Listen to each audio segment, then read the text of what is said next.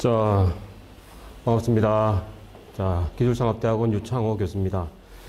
자, 어제 이어가지고 오늘 기술창업대학원 2차 강의 자, 연속해서 진행을 하겠습니다. 뭐 연속은 아니죠. 어제랑 오늘은 강의가 다르니까요. 오늘은 빅데이터 응용이었고 어제는 기업가 정신이었습니다. 예, 교과목이 다릅니다. 뭐 어제 안 들으신 분들도 다수 있기 때문에 제가 뭐 간략하게 개요만 말씀을 드릴게요. 뭐 뒤에 보시다시피 자 2020 초기 창업 패키지 중기부 예산으로 저희가 지원받아 가지고 초기 창업 패키지 내에 있는 한 꼭지입니다. 창업대학원 저희 이제 지원을 받고 있거든요. 그 지원을 통해 가지고 저희가 창업대학원 교재를 4개를 개발을 거의 다 마무리됐습니다. 4개를 개발을 다 했고 이 개발한 교재에 대해서 어제부터 해가지고 월, 화, 수, 목 이번 주 목요일까지 이제 4개의 강의, 이제 시범 강의를 개최를 하는 취지입니다. 이 시범 강의를 통해서 여러분들 피드백도 받고 의견을 수렴을 해가지고 실제 이 교재에다가 좀 반영을 해가지고 좀 더 완성도 높은 교재를 개발하고자 하는 취지로 시범 강의를 개최하고 있습니다. 오늘은 2일차고요. 그래서 빅데이터 응용이라는 제가 개발한 교재입니다. 이 교재에 대해서 소개를 드리고 뭐 앞으로 3월 달부터 한 학기 동안 이 실제 빅데이터 응용 수업은 이번 학기 3월 달에 이번 2021년도 봄학기에 개설이 되는 과목입니다. 예. 지금 아마 수업 들으시는 분들은 신입생들은 거의 없으시기 때문에 해당은 안 되시겠지만은 13기 예비 신입생들 상대로 이 교과목은 개설이 되고요. 그래서 그거에 대해서 뭐 여러분들 선배님으로서 후배들이 어떤 수업을 들으면 좋을지 어떤 내용을 들으면 좋을지 그런 내용에 대해서 좀 들어보시고 피드백 주시면은 뭐 가장 최적이 될 것 같습니다. 자, 뭐 말씀을 드렸고요. 자, 그러면 오늘 수업을 시작을 해보겠습니다. 자, 제목은 보시다시피 빅데이터 응용이고 교재 제목도 똑같습니다. 빅데이터 응용이라는 교재로 제가 출판을 했고요. 자, 강의 내용은 뭐 실제 뭐 교재에 있는 내용과 비슷합니다. 실제 4차 산업혁명 시대가 어떤 시대고 이 시대를 선도하는 기술들에 대해서 쭉 이제 거론을 하고 있고요. 그다음에 빅데이터 이제 내용에 들어가기 전에 이제 디지털 트랜스포메이션이 뭔지 간략하게 설명을 드리고 빅데이터가 어떤 내용이고 어떤 기술들을 사용하고 어떻게 좀 프로세스 어떤지 쭉 책에서 다룹니다. 책에서 다루고 실제 수업에서 좀 다뤄드릴 거고 이를 통해서 결국에는 빅데이터가 뭔지 이제 아셨으니까 빅데이터를 통해서 어떤 사례들이 있는지 쭉 기술들을 보시면서 보는 거로 이제 끝나면 안 되겠죠. 실제 여러분들은 창업대학원 학생이시기 때문에 이제 빅데이터 응용 사례들을 보고 나서 여러분들이 실제 창업을 하시든 아니면 창업 관련된 컨설팅을 하시든 빅데이터 관련된 게 어떤 식으로 실제 우리 사회에 적용되고 트렌드가 어떻고 이게 지금 이 트렌드에 맞는 창업 주제인지 아이템인지 이런 것들을 판단할 수 있는 눈을 키우면 좋겠다. 좋겠다가 아니죠. 키워야만 하는 것이 임무입니다. 여러분들 임무이기 때문에 이 수업에서는 뭐 그런 좀 큰 주제를 가지고 여러분들이 좀 대했으면 좋겠다. 실제 빅데이터의 기술들, 인공지능 기술들, 뭐 빅데이터 기술들, 뭐 머신, 뭐 기계학습 세부적인 기술들 그런 기술을 뭐 저도 압니다만은 여러분들 그 깊이 들어가지는 않을 겁니다. 깊이 들어간다고 해가지고 여러분들이 습득이 될지도 모르겠고요. 실제 우리 기술창업대학원에서는 그런 뭐 기초적인 그런 뭐 공학적인 학문을 배우는 과정은 아니라고 저는 생각하고 있기 때문에 그 좀 뭐 겉핥기 시기일 수도 있습니다만은 좀 전체를 훑어보면서 전체 흐름을 아시면서 이게 실제 상황에서 어떻게 적용될 수 있고 앞으로의 트렌드에 편승할 수 있는 내용이냐 아니냐 그런 눈을 키운다는 것이 목적이 더 크다고 저는 생각하고 있기 때문에 여러분들이 뭐 다소 실망할 수도 있는 분이 있을 것 같습니다만은 실제 저는 그렇습니다. 그런 기술적인 내용을 배우시려면 일반 대학원에 공과대학 가는 게 정확한 답일 것 같고요. 저희 기술창업대학원에서는 그런 공대에서 배울 수 없는 안목을 키울 수 있는 그런 코스웍이라고 생각하기 때문에 좀 그런 데에겐 좀 괴리감은 좀 좁힐 수 있는 좀 그런 좀 마음가짐이 필요할 거라고 저는 생각을 합니다. 자, 그러면 오늘은 자 4차 산업혁명 시대 및 선도기술부터 시작을 해보겠습니다. 실제 이 내용은 어제 제가 말씀을 다시 드렸던 내용들이라서 오늘은 이거는 제가 스킵을 하고요. 여러분들 뭐 다 아실 거기 때문에 뭐 오늘 어제 수업을 안 들으신 분도 거의 절반 이상이시긴 합니다만은 오늘은 좀 빅데이터 쪽으로 약간 바이어스를 넣어가지고 약간 빅데이터 쪽으로 내용을 좀 설명을 드려보겠습니다. 자, 4차 산업혁명 이해 넘어가고요. 실제 1, 2, 3, 4차 산업혁명 이런 것들은 실제 여러분들 수업 들어오시면 수업 시간에 제가 자세하게 설명드리고 예시를 보면서 수업을 진행하면서 설명을 드리겠습니다.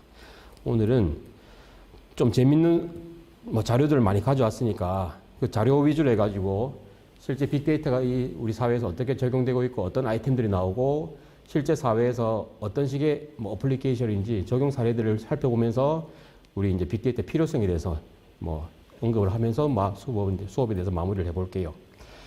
자, 자료 보이시죠? 실제 주요 기술 트렌드입니다. 이거 2020 자료긴 한데 지금 2020, 2021 다 연결되어 있죠. 실제 여기서 다 사라진 기술 트렌드 전혀 없습니다. 더 커지기만 했지 사라진 거는 전혀 없죠. 자, 왼쪽에 보시다시피 ICT 산업 트렌드, Information Communication Technology입니다. 정보통신 기술에 대한 산업 트렌드입니다. 하나씩 볼까요? IoT, 인터넷 오브 띵즈죠. 사물 인터넷, 모든 사물들의 무선이든 유선이든 인터넷망이 연결돼 가지고 모든 것들을 우리가 컨트롤할 수 있고, 컨트롤할 수 있단 말은 당연히 제어 가능한 것이고, 그걸 통해서 우리가 다양한 정보들을 얻어볼 수 있는 것이고, 아니면 우리가 가지고 있는 정보를 또 송출할 수 있는 것이고요. 그러니까 피드백이 가능한 그런 기술들입니다. 그렇기 때문에 우리가 사물 인터넷만 있으면은 모든 게 우리가 원격으로 다 조정이 되고 조정당할 수도 있고 아주 편리한 세상에서 살 수 있는 것이죠. 그다음에 사물 인터넷이기 때문에 결국에는 기존에 우리가 수기로 받든 아니면 직접 가가지고 체크를 하든 데이터를 다 그렇게 일일이 수기로 받았었는데 IoT망이 돼버리면은 다 모든 것이 자동적으로 데이터들이 쌓이겠죠. 쌓이고 정보를 받아보니까 결국에는 데이터가 양이 많아지고 이제 빅데이터 개념으로 넘어가고 이 많은 데이터들을 어떻게 처리해서 어떻게 처리한 다음에 프로세스를 해가지고 우리가 어떤 결과물을 얻을 것이냐 그 과정이 결국에는 빅데이터입니다. 빅데이터 전체를 다루는 거죠. 데이터량을 많아지는 데이터량을 어떻게 가져와서 가져오는 것부터 시작하는 거죠. 어떻게 데이터를 우리가 수집할 것이냐.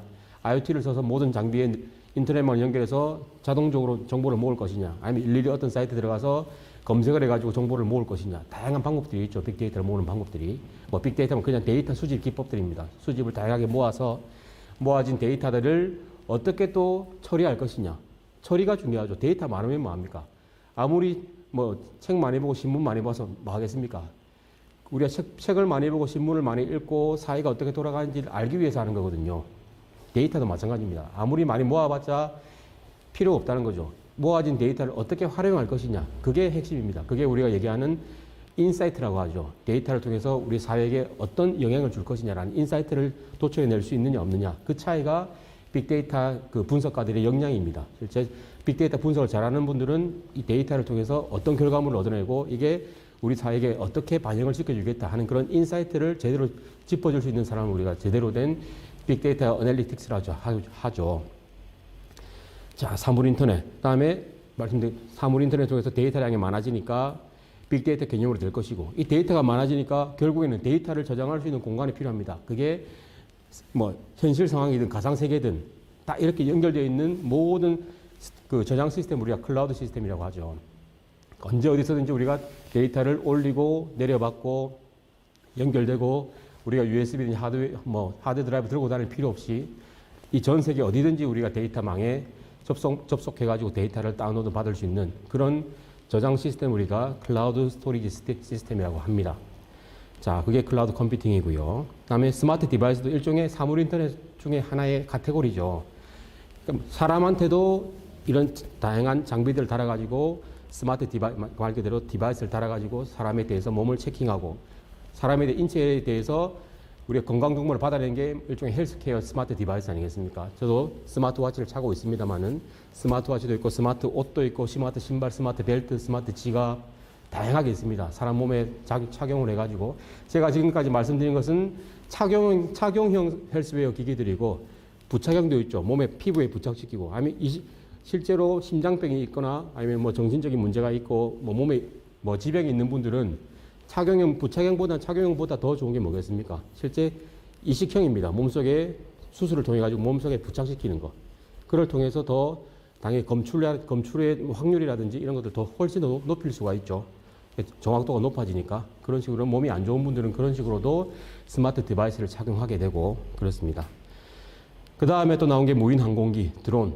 뭐 말씀 안 드려도 다 아시죠. 무인 항공기는 뭐 저희 일반 사람들하고는 조금 거리가 있는 내용이긴 합니다만은 드론 같은 경우는 여러분들 아마 자녀분들 있는 분들은 아마 뭐 초등학생만 들어가더라도 드론들 많이 띄우고 가지고 놀 겁니다. 그 정도로 드론이 아주 보편화가 되어 있죠.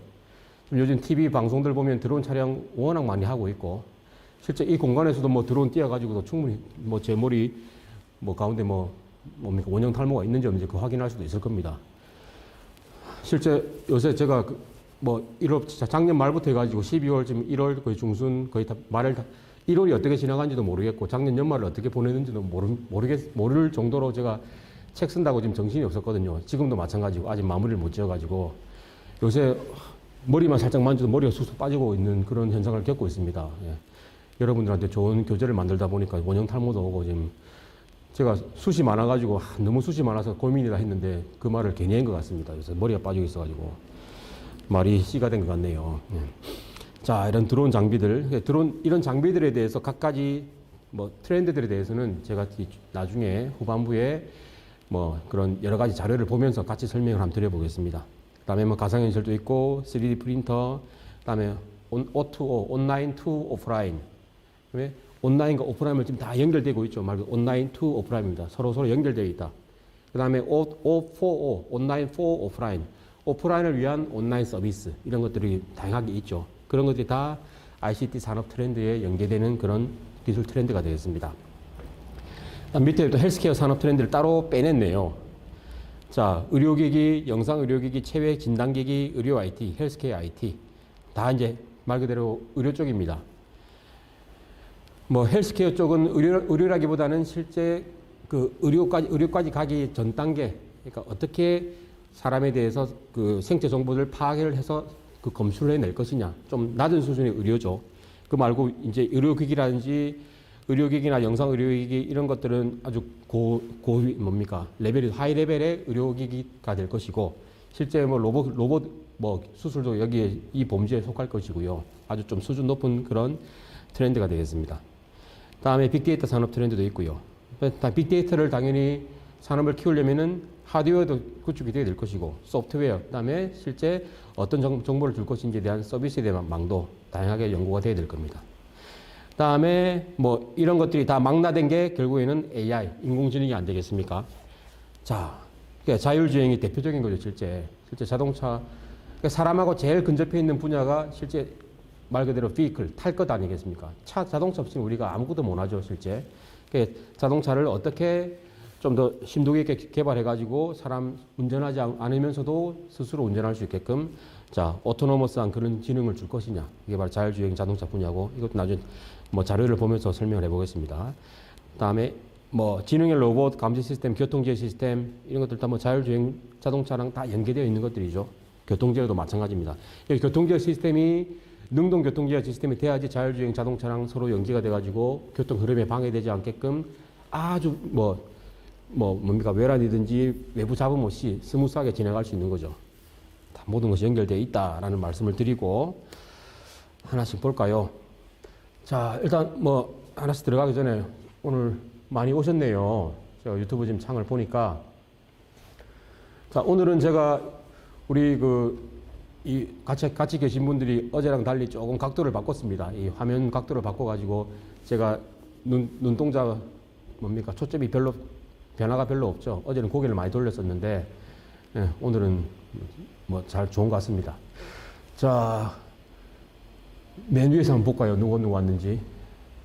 자, 우리 박준 쌤, 그다음에 뭐 현미 쌤도 오셨고, 우리 김기달 쌤도 오셨네요. 어제 안 오신 분들이 좀 보이시네요. 그다음에 김윤아 쌤도 오셨네. 김윤아 쌤 오셨고 반갑습니다. 자, 구능몬 쌤도 오셨고 어제 안 오셨고. 고강영 쌤은 어제 오늘 다 오셨네. 그 다음에 12기 김현지 쌤도 오셨고, 홍지석 쌤도 어제 뺐던 것 같고, 우리 이문수 쌤도 오셨네요. 우리 또 임충군 쌤도 오랜만입니다. 반갑습니다. 자, 여러분들 많이 오셨네요. 어제 못 뵌 분들 많이 오신 것 같습니다. 어제 오셨으면 아마 더 재밌었을 텐데 오늘 재밌는 얘기 많이 안 해드릴 겁니다. 아쉽게 생각하시고 내일은 더 많이 오십시오. 예, 더 많이 오시고 아마 제가 여기 이름을 보니까 우리 그 밴드에 그 실제 신청하신 15분 외에 더 많은 분들이 많이 오신 것 같습니다.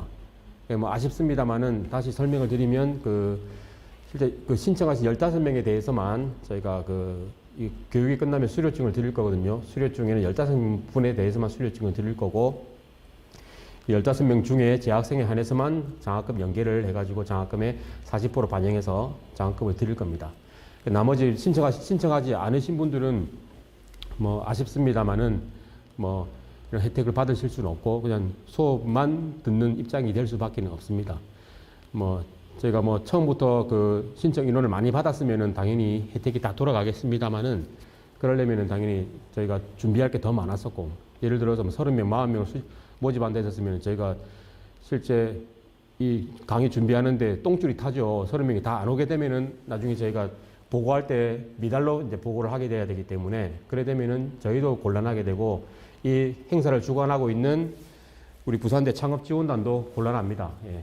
사람 모으는 게 쉽지가 않죠. 그래서 제가 처음부터 15명이라는 아주 소수의 인원만 해가지고 그런 부담을 줄이려고 했던 거였기 때문에 좀 양해 말씀을 드리고 오늘 이번 행사 다음 주도 있습니다만은 오늘 이번 주 행사 다음 주 행사 다 해가지고 뭐 제가 유튜브 나중에 인원을 파악을 해볼 텐데 인원이 뭐 4, 50명 오게 되면은 나중에 다음 행사 때는 이 신청 인원을 많이 늘려가지고 여러분들 많은 혜택을 돌아갈 수 있게끔 그렇게 준비를 해보겠습니다. 오늘은 이번 행사는 좀 저희가 처음이고 유튜브 방송을 하는 게 처음이었고 좀 시행착오를 겪을 수밖에 없기 때문에 그 신청 인원을 줄였다는 점 좀 이해를 해주시고요.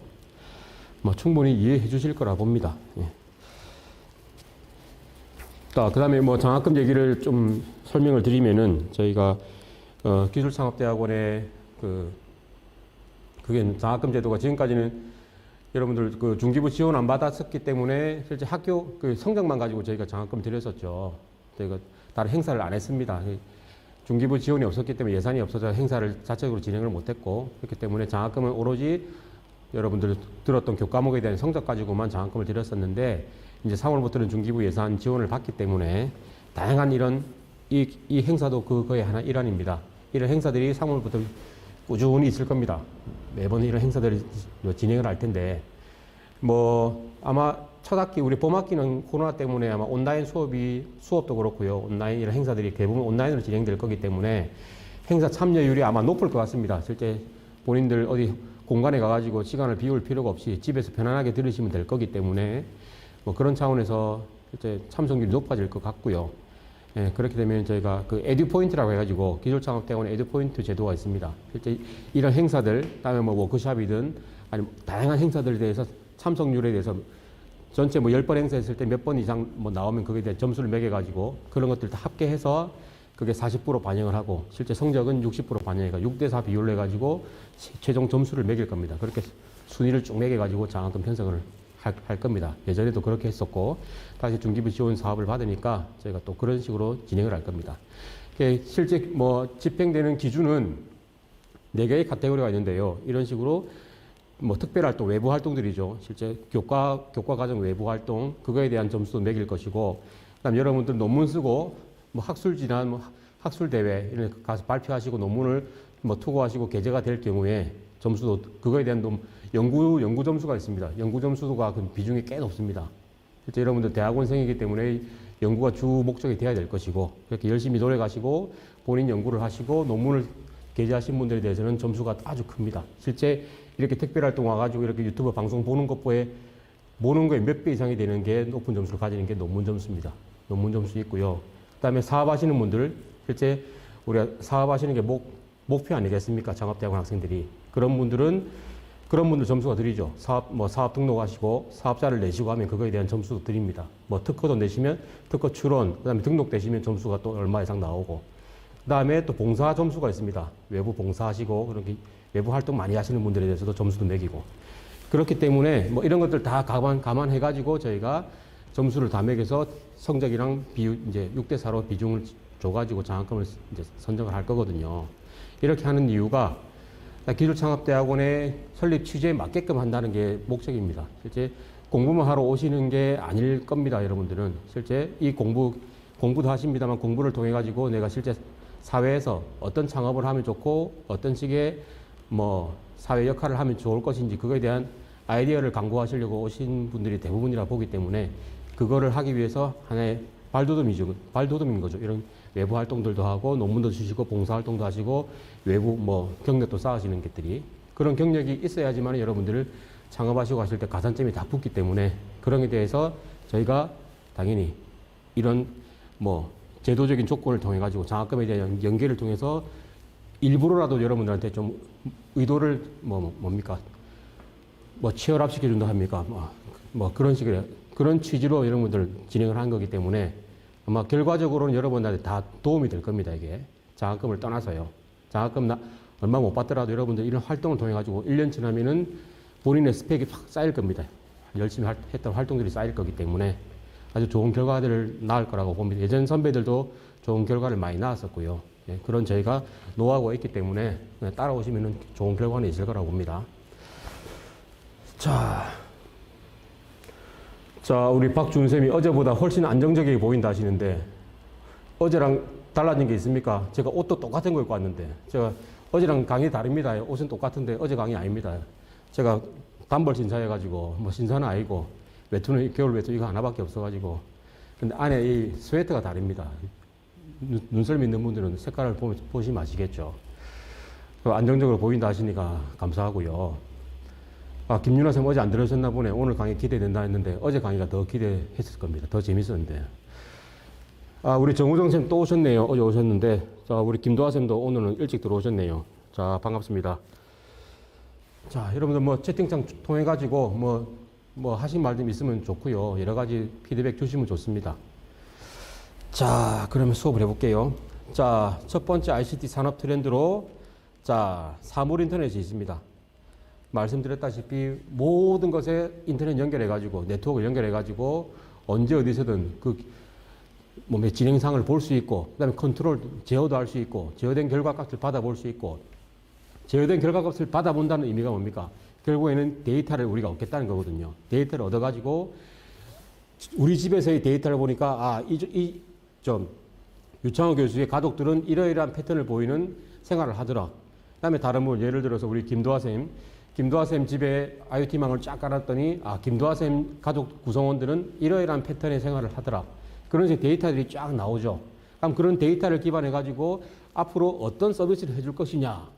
유창호 교수의 집안에 맞는 서비스를 해주면 기대치에 맞는 서비스가 제가 오면은 당연히 충분히 지갑을 열고 돈을 내고 그 서비스를 받아보겠죠. 그런 식의 서비스를 공략하는 게 요즘에 IT 기업들 아닙니까? 실제 구글도 그렇게 하고 네이버도 그렇게 카카오도 그렇게 하고 우리가 원했던 것을 주는 거죠. 인공지능 기반해가지고 뭘 준다. 지금 유튜브 방송도 마찬가지죠.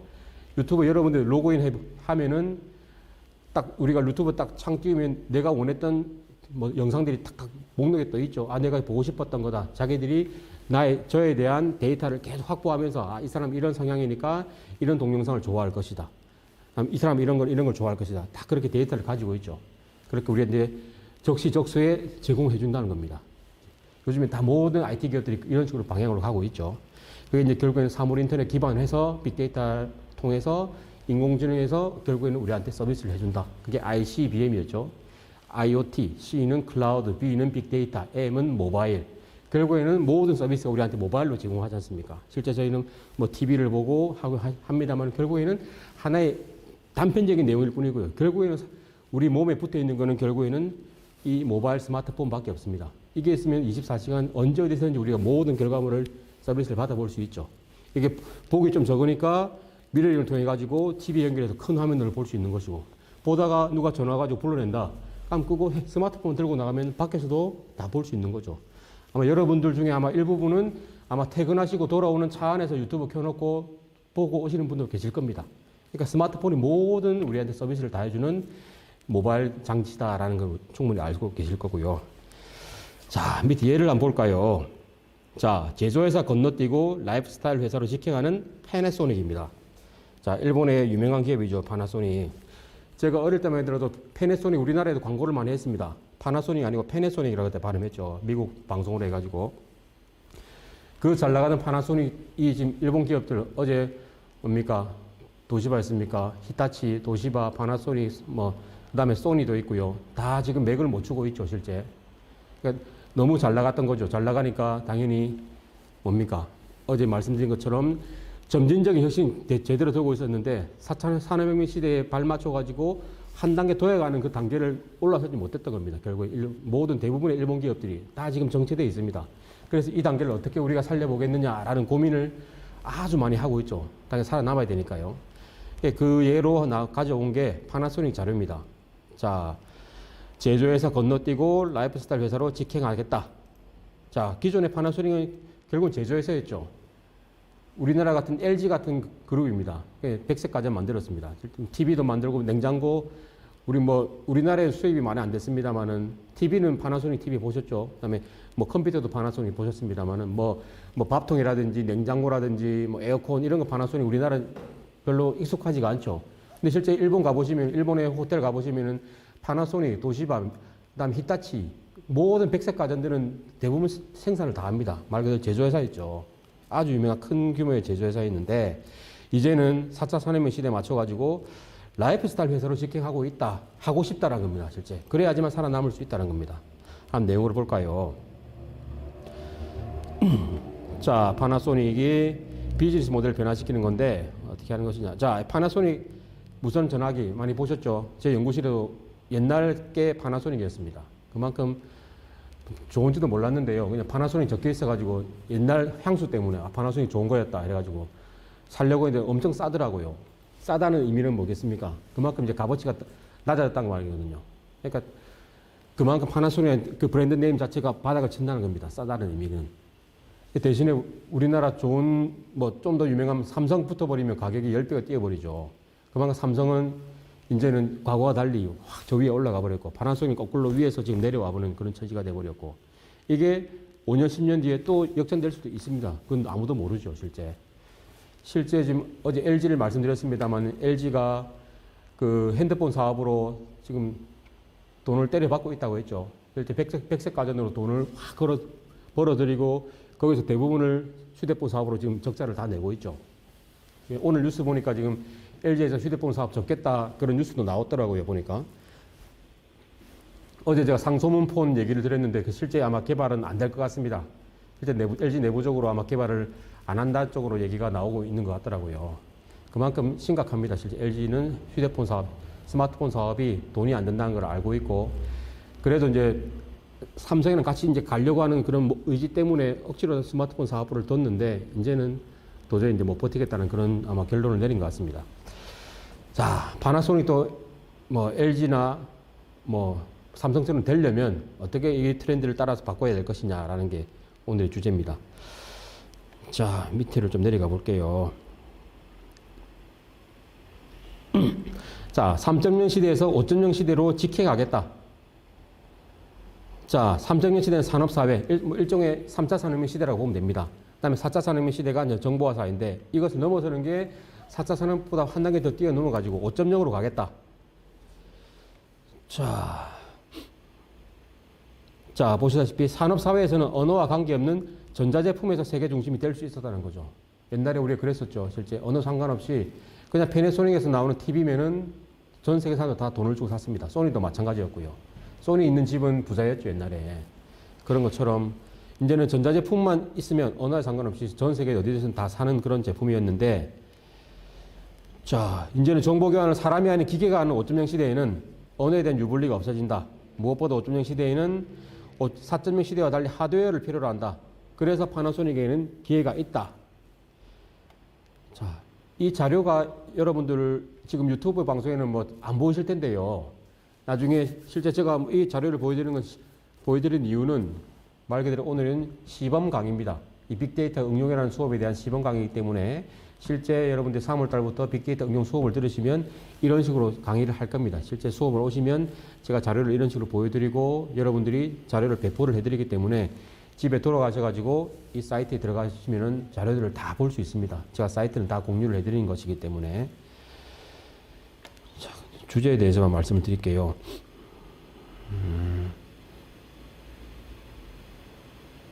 자, 밑으로 좀 내려가겠습니다. 자, 홈X 프로젝트라는 걸 시작을 했습니다. 파나소닉에서. 자, 이게 뭐냐? 가전, 라이프, 솔루션, 조명이나 에너지 말하죠. 그 다음에 B2B 사업, 자동차, 이런 것에서 이 프로젝트 중심으로 묶겠다는 겁니다. 모든 것을 말 그대로 IoT죠.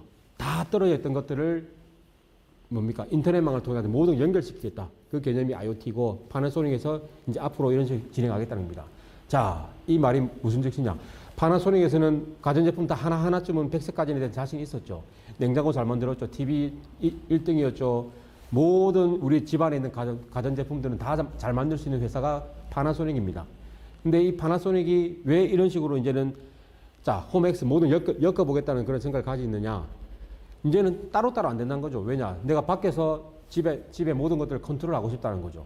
TV도 내가 퇴근하기 전에 TV를 보다는 뭐 에어컨이든지 아주 더운 여름날 집에 들어가면 찜통 같은 더위인데 집에 들어가면 좀 시원하게 난 쾌적한 생활을 하고 싶다. 그러면 퇴근할 때 바로 에어컨을 켜고 집에 가면 시원하죠. 그런 것처럼 언제 어디서 내가 우리 가전제품들을 컨트롤하면 좋겠다.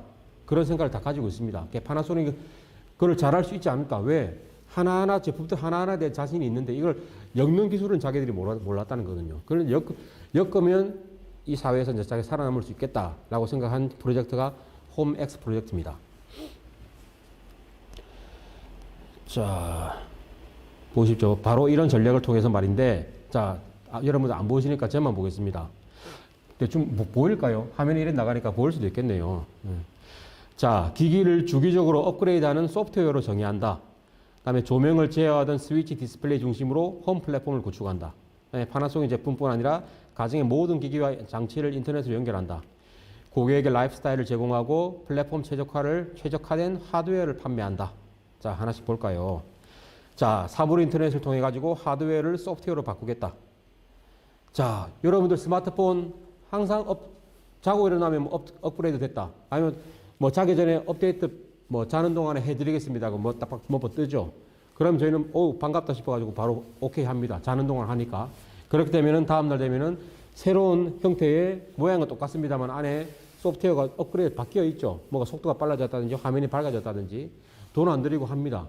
공짜로 하니까 우리 여러분들 다 좋아하죠. 공짜라면 다 좋아하죠. 근데 지금까지의 모든 집에 있는 가전제품은 어땠습니까? 한 번 사면 10년, 20년 그냥 그대로입니다. 아직도 집에 가면 브라운관 TV 있는 분들은 아마 계실 겁니다. 우리 장진희 쌤 들어오셨고, 박준 쌤도 오셨고, 우리 장진희 쌤 집에 아직 브라운관 TV 있으십니까? 설마 안 그러시겠죠? 예. 브라운관 TV 있는 집도 아직 있을 겁니다. 예. 이 말인 즉슨, 한 번 사면은 내가 돈을 들이지 않는 이상 누가 안 바꿔준다는 거죠. 바꾸려면 돈 주고 사라는 그런 이미지, 지금까지 그런 이미지였죠. 모든 가전제품 회사들이. 지금 삼성도 그렇고 LG도 그렇습니다. 계속 신제품 나오는데 신제품 우리가 가서 돈 주고 삽니까? 집에 있는 TV 말짱한데. 지갑을 안 연다는 거죠. 그러니까 지금 이런 기업들도 새로운 거 만들어봤자 안 팔리니까 이렇게 스트레스를 받는다는 거죠. 결국에는 어떻게 되느냐. 제품 하나 만들고 소프트웨어를 업데이트 시켜주는 이런 스마트폰처럼 소프트웨어적으로 사업을 재편해야 되겠다라고 생각을 하는 거죠. 그러니까 이제 앞으로 나오는 파나소닉에서 나오는 TV는 TV 하나 사면은 10년이든 20년이든 그 하드웨어는 그대로고 소프트웨어를 업데이트 계속 시켜주겠다. 그런 개념이 됩니다. 스마트폰처럼요. 그러려면 어떻게 됩니까? TV가 인터넷에 연결되어 있어야 되겠죠. 소프트웨어를 다운받아가지고 업데이트 시켜줄 수 있으니까. 그러니까 TV가 IoT망으로 연결되어 있다는 겁니다. TV만 그렇겠습니까? 모든 가전제품들이 에어컨이든 다 인터넷만 연결돼가지고 업그레이드 시켜주고, 히터도 업그레이드 시켜주고, 보일러도 업그레이드 시켜주고, 전등도 업그레이드 시켜주고, 다 이렇게 모두 연결시켜줘야지만 소프트웨어적으로 관리를 할 수 있다는 겁니다. 그런 식으로 이제 제품을 판매하겠다라고 선언을 했고요. 자, 이 말도 있네요. 테슬라도 마찬가지입니다. 테슬라도 자동차가 아니고 이제 가전제품으로 이제 추정을 한다는 거죠. 말 그대로 가전이란 말은 테슬라 같은 가전제품, 자동차가 아니고 테슬라도 업데이트 시켜주죠. 소프트웨어를 통해 가지고. 제가 테슬라를 안 타봐가지고 정확하게 모르겠습니다만은 테슬라에서 업데이트하라는 알림이 오면은 고객의 마음이 두근거린다라고 합니다. 실제. 테슬라가 없어서 모르겠습니다. 제 차는 IoT망이 안 깔려 있어가지고 유심칩이 안 달려있는 2017년식이니까 한 4년 됐네요 벌써. 4년 지난 자동차기 때문에 이 정도 기능은 없습니다. 근데 요즘에 나오고 있는 국산차도 뭐 그랜저 신형부터 해가지고 제네시스 정도의 차들은 다 유심 칩이 들어있어가지고 IoT망이 깔려 있죠. 실제 내비게이션 업데이트 자동으로 되고 뭐 내비게이션 업데이트만 되면 다 되는 거 아닙니까? 그런 식으로 이제는 자동차가 스스로 업데이트 시켜주니까 얼마나 반갑습니까? 뭐 업데이트 할 게 있습니다. 딱 문구 뜨면은 오케이 해가지고 바로 눌려주죠. 그럼 뭔가 새롭게 딱 바뀐 것처럼 새 차처럼 느껴지니까. 그 실제 제 차도 이런 뭐 무선 업데이트가 아니더라도 실제 정비소에 가가지고 무슨 뭐 주기적인 업데이트 받고 오면은 완전 차가 달라져 있습니다. 새 차가 돼버리죠. 그러면 하드웨어도 소프트웨어적인 기계를 통해 가지고 뭡니까 세팅이 다 달라질 수 있기 때문에 차가 완전 달라질 수 있죠. 그런 것처럼 차도 이렇게 변하는데 가전제품은 더 어떻습니까? 더 우리에게 몸에 닿아 있는 것이기 때문에 파나소닉이 생각을 잘했다는 거죠. 이런 식으로 해서 다시 예전의 명성을 되찾겠다 하는 개념이 되겠습니다. 자, 어떻게 할 것이냐? 스위치 디스플레이 한다. 이게 핵심입니다. 실제 지금 나와 있는 IoT 장비들을 보면요. 대부분이 스마트폰으로 제어를 하거든요. 왜냐? 스마트폰이 쉽습니다. 모든 것들 IoT만 연결해가지고 스마트폰에 앱을 깔아가지고 이를 통해서 앱을 통해서 다 모든 걸 연결하죠. 그러려면 스마트폰으로 뭐 스위치 있어가지고 뭐 불을 켜고 에어컨 온도를 높낮이를 하고 커튼을 열고 닫고 이런 거 스마트폰으로 다 조작을 하죠. 근데 여러분들 집에 있어 보십시오. 스마트폰은 항상 집에서는 잘 안 들고 다니죠. 밖에 나오면 주머니에 넣고 다니지만은 집에 있으면 그냥 잠옷 차림으로 있는데 스마트폰 손에 들고 다닙니까? 어디 집어 던져주고 전화만 오면 그냥 받고 이런 정도인데 그렇기 때문에 집안에서의 스마트폰은 효과가 별로 없다라고 파나소닉이 판단 내렸습니다. 그래서 그러면 IoT망들을 어떻게 다 제어를 할 것이냐? 결국에는 집안에는 어디든지 있는 스위치 있죠. 전등을 켜는 스위치든 아니면은 뭐 보일러를 켜는 스위치든 집에는 어디 있는가 모든 방마다 스위치가 있기 때문에 그 스위치를 통해서 우리는 IoT망을 통해서 모든 기기들을 컨트롤하겠다라는 주제로 던진 겁니다. 자기들은 모든 집에 있는 전자제품에 IoT망 연결하고 그다음에 집에 있는 스위치를 통해서 이것들 제어하겠다. 간편하죠, 실제. 실제 우리는 아주 익숙하니까 스위치에 대해서는. 또 스위치를 원래 파나소닉이 스위치를 개발했던 회사로 출발했었거든요. 스위치도 잘 만들기 때문에. 그렇다면 원래 자기들이 잘하고. 자, 창업의 3요소가 뭐라 했습니까? 아, 여러분 수업을 안 들었기 때문에 모르시죠. 실제 들어오시면 이런 수업을 계속 듣는데. 자, 내가 잘하고, 그다음에 내가 좋아하고, 이거 두 개 잘하면 성공 확률 높죠. 내가 좋아하고 내가 잘하는 거 잘만 하면은 좋은 제품 만들어낼 수 있습니다. 파나소닉이 지금 그렇게 하고 있죠. 자기들이 잘 만들었던 가전제품 만들고 있고, 그 다음에 내가 잘하고 내가 좋아하는, 그거죠. 그러니까 잘 만들 수 있고, 내가 잘하는 거 스위치 개발 잘하면 성공할 확률은 70%까지 올라갑니다. 근데 다른 소비자가 원하는 것이냐 아니냐, 그게 매칭이 되냐 아니냐에 따라가지고 90% 가느냐 아니면 30% 떨어지느냐. 매칭이 잘 되면 90% 올라가겠죠. 매칭하는 게 문제였는데, 이게 3박자 맞아 떨어져 되는데, 지금까지 IoT 기기들은 내가 잘하고 내가 좋아하는 걸 통해서 장비들은 잘 만들었는데 그걸 컨트롤한 게 스마트폰을 적용시키다 보니까 특히 가정 내 IoT 장비들은 사람들이 원하는 게 이게 아니었다는 거죠. 스마트폰으로 하기는 힘들었다. 실제 저도 그렇습니다. 여기 앱이 깔려 있거든요. 저희 집에 있는 에어컨이랑 또 뭡니까 세탁기, 건조기 이 세 개는 IoT 장비입니다. 그래서 스마트폰 연결되거든요.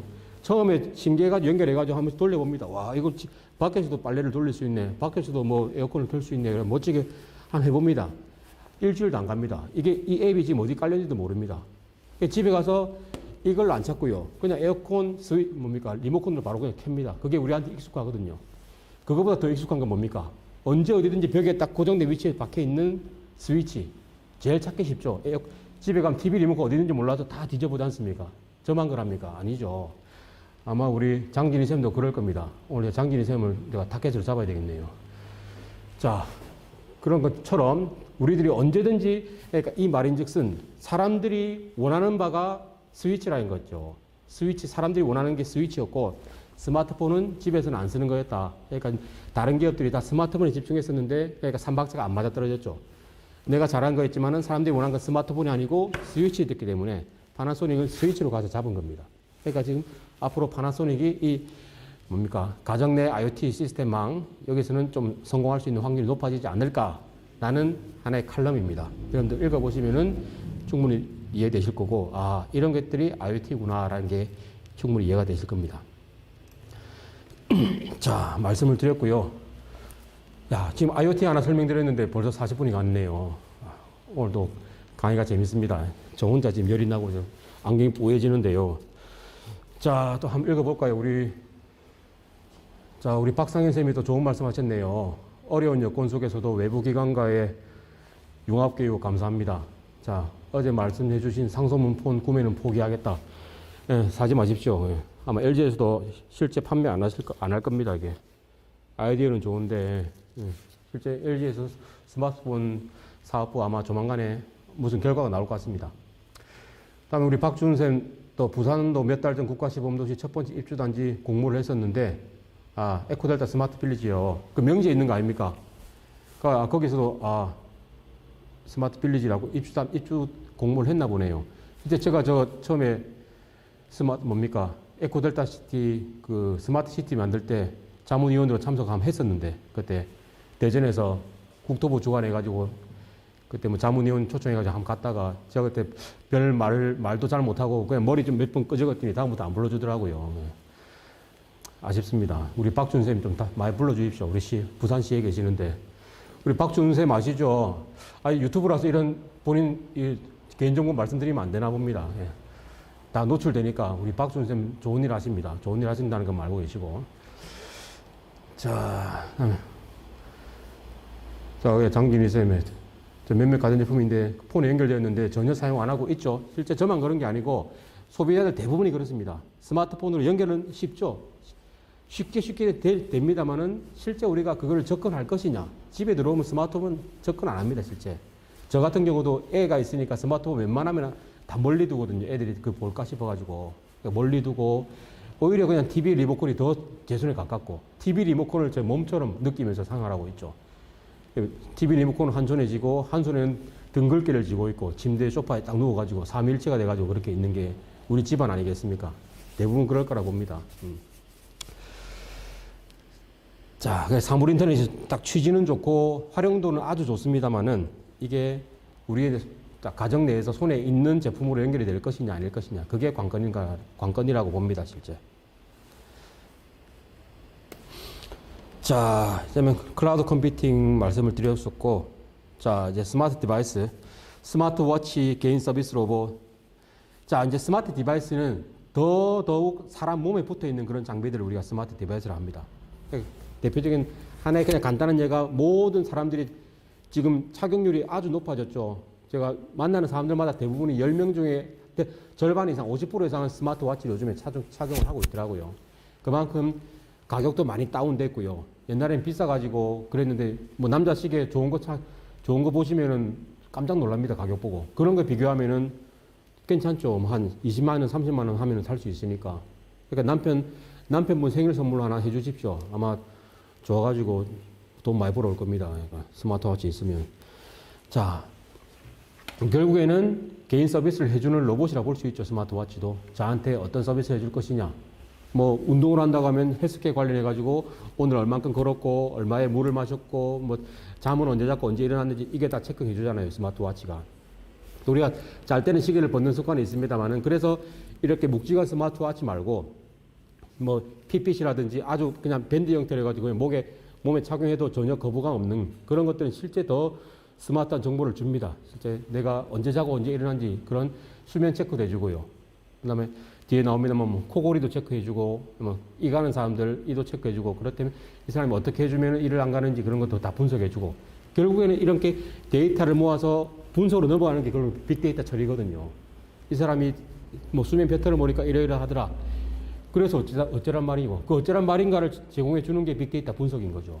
그래서 이 사람이 이렇게 자니까 이 사람은 이 시간에 자는 게 뭐 가장 수면의 질이 높더라. 그러니까 이 시간에 무조건 잘 수 있도록 이 사람 생활 패턴을 바꿔볼 수 있게끔 해주는 게 결국에는 빅데이터 분석 결과물들이죠. 자, 예를 한번 볼까요? 이건 최근에 나왔던 뉴스들인데, 보신 분들 많으실 겁니다. 자, 영화 속의 초연결 사회가 군부대에도 있다. 자, 뭐 뒤에 뭐 단점인데 개인정보 침해 우려도 있다라는 뭐 걱정도 합니다만은, 자, 군부대에서도 이제 초연결 사회 IoT망을 달아가지고 모든 것들을 연결할 수 있는 그 IoT망이 모든 장비에도 연결되면 사람에게는 이 스마트워치, 스마트폰을 줘가지고 사람도 연결될 수 있게끔 해주는 게 지금 군대에서 지금 하겠다라고 최근에 뉴스에 나왔더라고요.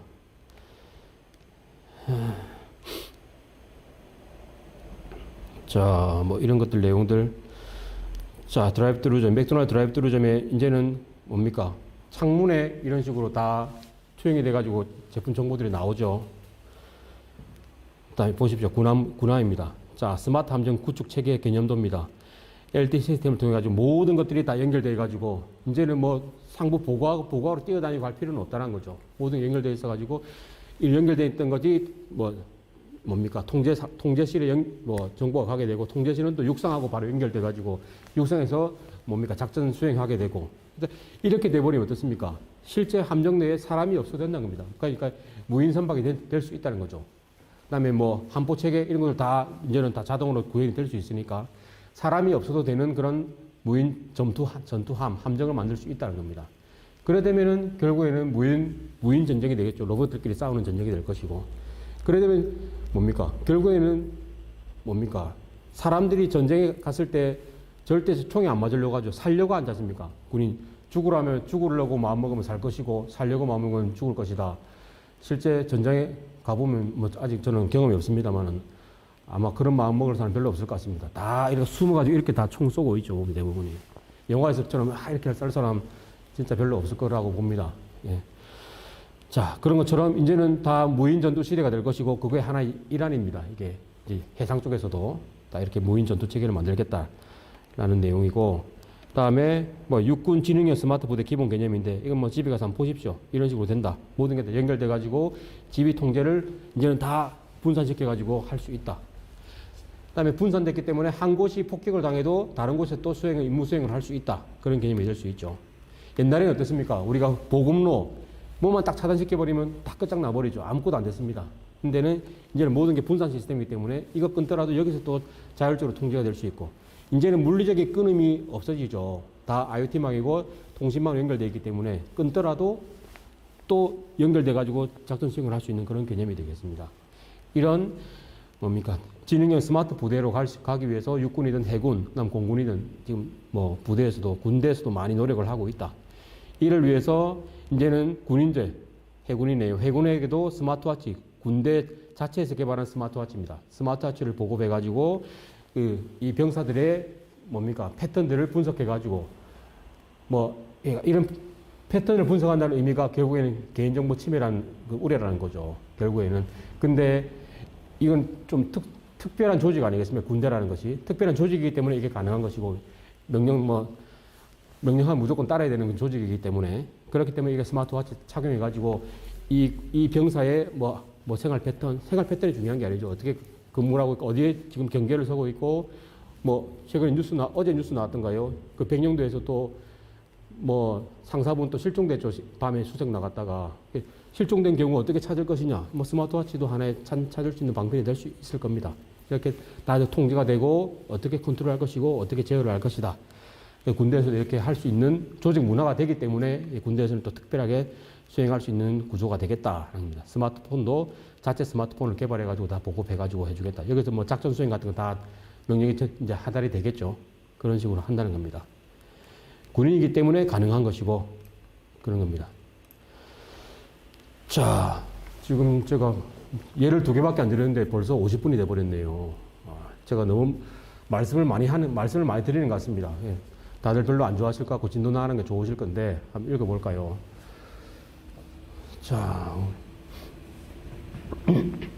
자, 우리 홍기적 쌤이 지난주에 학술포럼 교재를 받으셨는데 우리 이 시범 강의는 교재는 없습니다. 말 그대로 강의에 대한 시범이기 때문에 실제 다음 학기 수업 들으면 그게 우리 개발한 교재를 여러분한테 이제 제공할 것이고 그 교재에 다 나오는 내용들이니까요. 실제 이거는 강의 자료는 배포는 안 됩니다. 자, 김도하 선생님이 창업 자신이 잘하는 일, 자신이 하고 싶은 일, 독립적으로 수행하는 일. 딱딱 핵심만 짚어주시고 결론이 없네요. 무슨 말씀인지 모르겠습니다. 자, 리모컨의 효자손 공감합니다. 우리 이진부 선생님 좀 등 긁고 계신가 보네요. 그만 긁으시고 10분간 쉬고 10분 동안 많이 긁으시고 10분만 쉬고 하겠습니다. 좀 이따 뵙겠습니다. 예.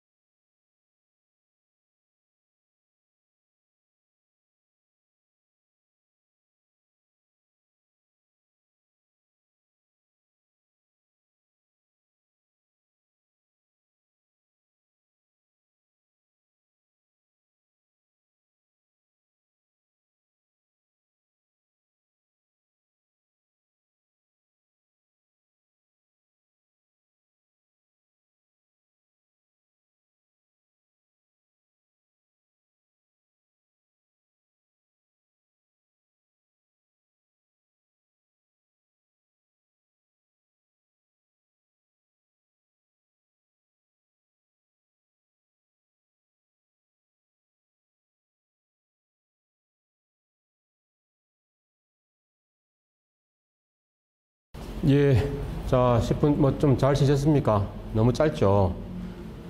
저희도 뭐 얘기 좀 나눠보니까 금방 시간이 10분이 지나가네요. 자, 뭐 잠시 뭐 휴식이 됐을 거라 보고 수업을 다시 진행을 하겠습니다. 자, 지금 유튜브 채팅창 보니까 우리 또 로사현, 우리 현미쌤이시죠. 또, 이름이 또 로사네요. 멋지십니다. 우리 현미쌤이 동영상 강의보다 훨씬 재미있다, 생동감도 있고 하셨는데, 저희가 기존에 동영상 자료를 올려드렸습니다만은 실제 이렇게 뭐 이렇게 채팅창이 없으니까요. 제가 그냥 제 일상을 그냥 찍어가지고 제가 올렸으니까 아마 조금 느낌은 다를 거라 봅니다. 실제 이렇게 주고받는 내용이 없다 보니까 주고받는 게 정말 중요하다는 걸 느끼시죠. 이게 뭐 당연히 원래 100% 넘어가면은 오프라인 수업이 그렇게 되게 재밌기 때문에 주고받는 게 있기 때문에 제일 재밌을 거지만 하지만 지금 온라인 상에서는 어쩔 수 없이 뭐 이렇게라도 하는 게 최선인 것 같습니다. 진짜. 지금 여기다가 플러스 알파가 이제 얼굴까지 나오게 되면 뭐 줌을 통해 가지고 얼굴도 나오고 서로 이제 언어까지 주고 음성과 영상이 다 이제 공유가 돼버리면 완전 오프라인이랑 거의 비슷한 환경으로 가겠죠, 실제. 요즘에 보면은 다 뭐 TV 방송 보면은 다 화면 크게 가지고 뒤에 벽을 장식하고 있잖아요. 뒤에 사람들 얼굴 보이면서 말씀도 듣게 되고 거의 뭐 오프라인이랑 비슷할 거라고 봅니다. 그래도 실제 살아있는 숨결을 우리가 못 느끼기 때문에 그런 단점이 있습니다만은 그래도 뭐 그 정도면 최선이라고 볼 수 있죠. 뭐 재밌다고 하시니까 저도 뭐 기분이 좋네요. 자, 이문순 쌤은 내 하신 것도 생동감 있다 이 말씀이시죠. 이내가 그 내죠. 저는 그래 느끼겠습니다. 자, 계속 해보면요. 아까 우리 스마트 디바이스 하나의 다른 예를 봅시다. 자, 수영 이어폰입니다. 아마 여러분들 수영 취미로 하시는 분들 계시겠죠. 지금 코로나라서 수영 못 하실 거라고 봅니다. 저도 코로나 딱 터지고 나서부터 수영 그냥 접었거든요. 그게 1년 넘었습니다. 그러니까 수영하면서 옛날에 저 모습을 보신 분들은 아시겠지만은 수영하면서 호리호리 했었거든요. 그러니까 수영하면서 10kg를 뺐었고 코로나 터지면서 다시 10kg가 다시 쪘습니다. 코로나가 이 요요를 유발했죠. 예. 운동을 못 하니까. 자, 애프터싹이라는 엑스트레이너즈라는 AS700이라는 제품입니다. 수영할 때 쓰는 이어폰입니다. 야, 수영을 하면서도 우리가 음악을 들을 수 있네라는 신기하죠. 자, 실제 아마 경험하신 분들은 없을 겁니다. 저도 수영하면서 음악을 듣는다는 생각 자체를 안 해봤고요. 그만큼 수영을 많이 잘 못했고 수영을 정말 잘하고 그냥 자유수영으로 한 3,000m 도는 분들은 필요하실 겁니다. 너무 무료하니까요. 그냥 기계적으로 계속 수영을 하시죠. 운동하니까. 그래 되면 무료하니까 뭔가 있으면 좋겠다. 그게 음악이든지 뭐든지. 나중에는 지금 음악을 들을 수 있고 이제는 AR 수경을 깨가지고 앞도 보면서 그 수경통을 통해서 나오는 영상도 볼 수 있을 것이고 당연히 그런 장비들이 나올 거라 봅니다. 그 다음 우리가 수모를 쓰니까요. 수모가 또 일종의 우리가 스마트웨어죠. 수모를 통해 가지고 다양한 정보를 받을 수 있게끔 그렇게도 할 수 있을 것이고 실제 수영하면서 착용할 수 있는 건 몇 가지 없으니까 거의 다 벗고 하니까요. 착용할 수 있는 것은 스마트워치, 그 다음에 스마트 이어폰, 그 다음에 수모, 고글, 그 다음에 삼각 팬티. 삼각 팬티를 뭐 받을 수 있을 거는 별로 없을 것 같고요. 유튜브라서 더 이상 말씀 안 드리겠습니다. 그거는 수업 때 말씀을 나누시죠.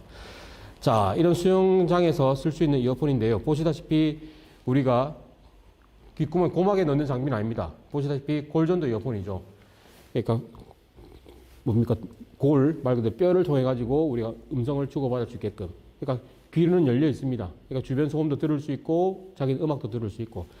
골전도 이어폰이니까 그러니까 귀로 음악을 안 듣기 때문에 골전도기 때문에 오히려 물속에서는 더 청취율이 높을 수밖에 없다는 거죠. 아주 효과적입니다. 그렇기 때문에. 그러니까 골전도 이어폰으로 한 20만 원 정도 한다고 하네요. 가격이. 수영하시는 분들 한번 써가지고 한번 테스트 해보십시오. 정말 수영하는 세상이 달라질 거라 봅니다. 저도 수영을 했습니다만은 저는 스마트워치 말고 수영할 때 쓰는 스마트워치가 또 따로 있습니다. 수영을 위해 나온 게. 저는 삼성 거를 썼었는데 정말 좋더라고요. 수영할 때 무료하거든요. 실제 물속에서 아무것도 안 들리고 자기 혼자만 그냥 아무 대화도 못 하니까요.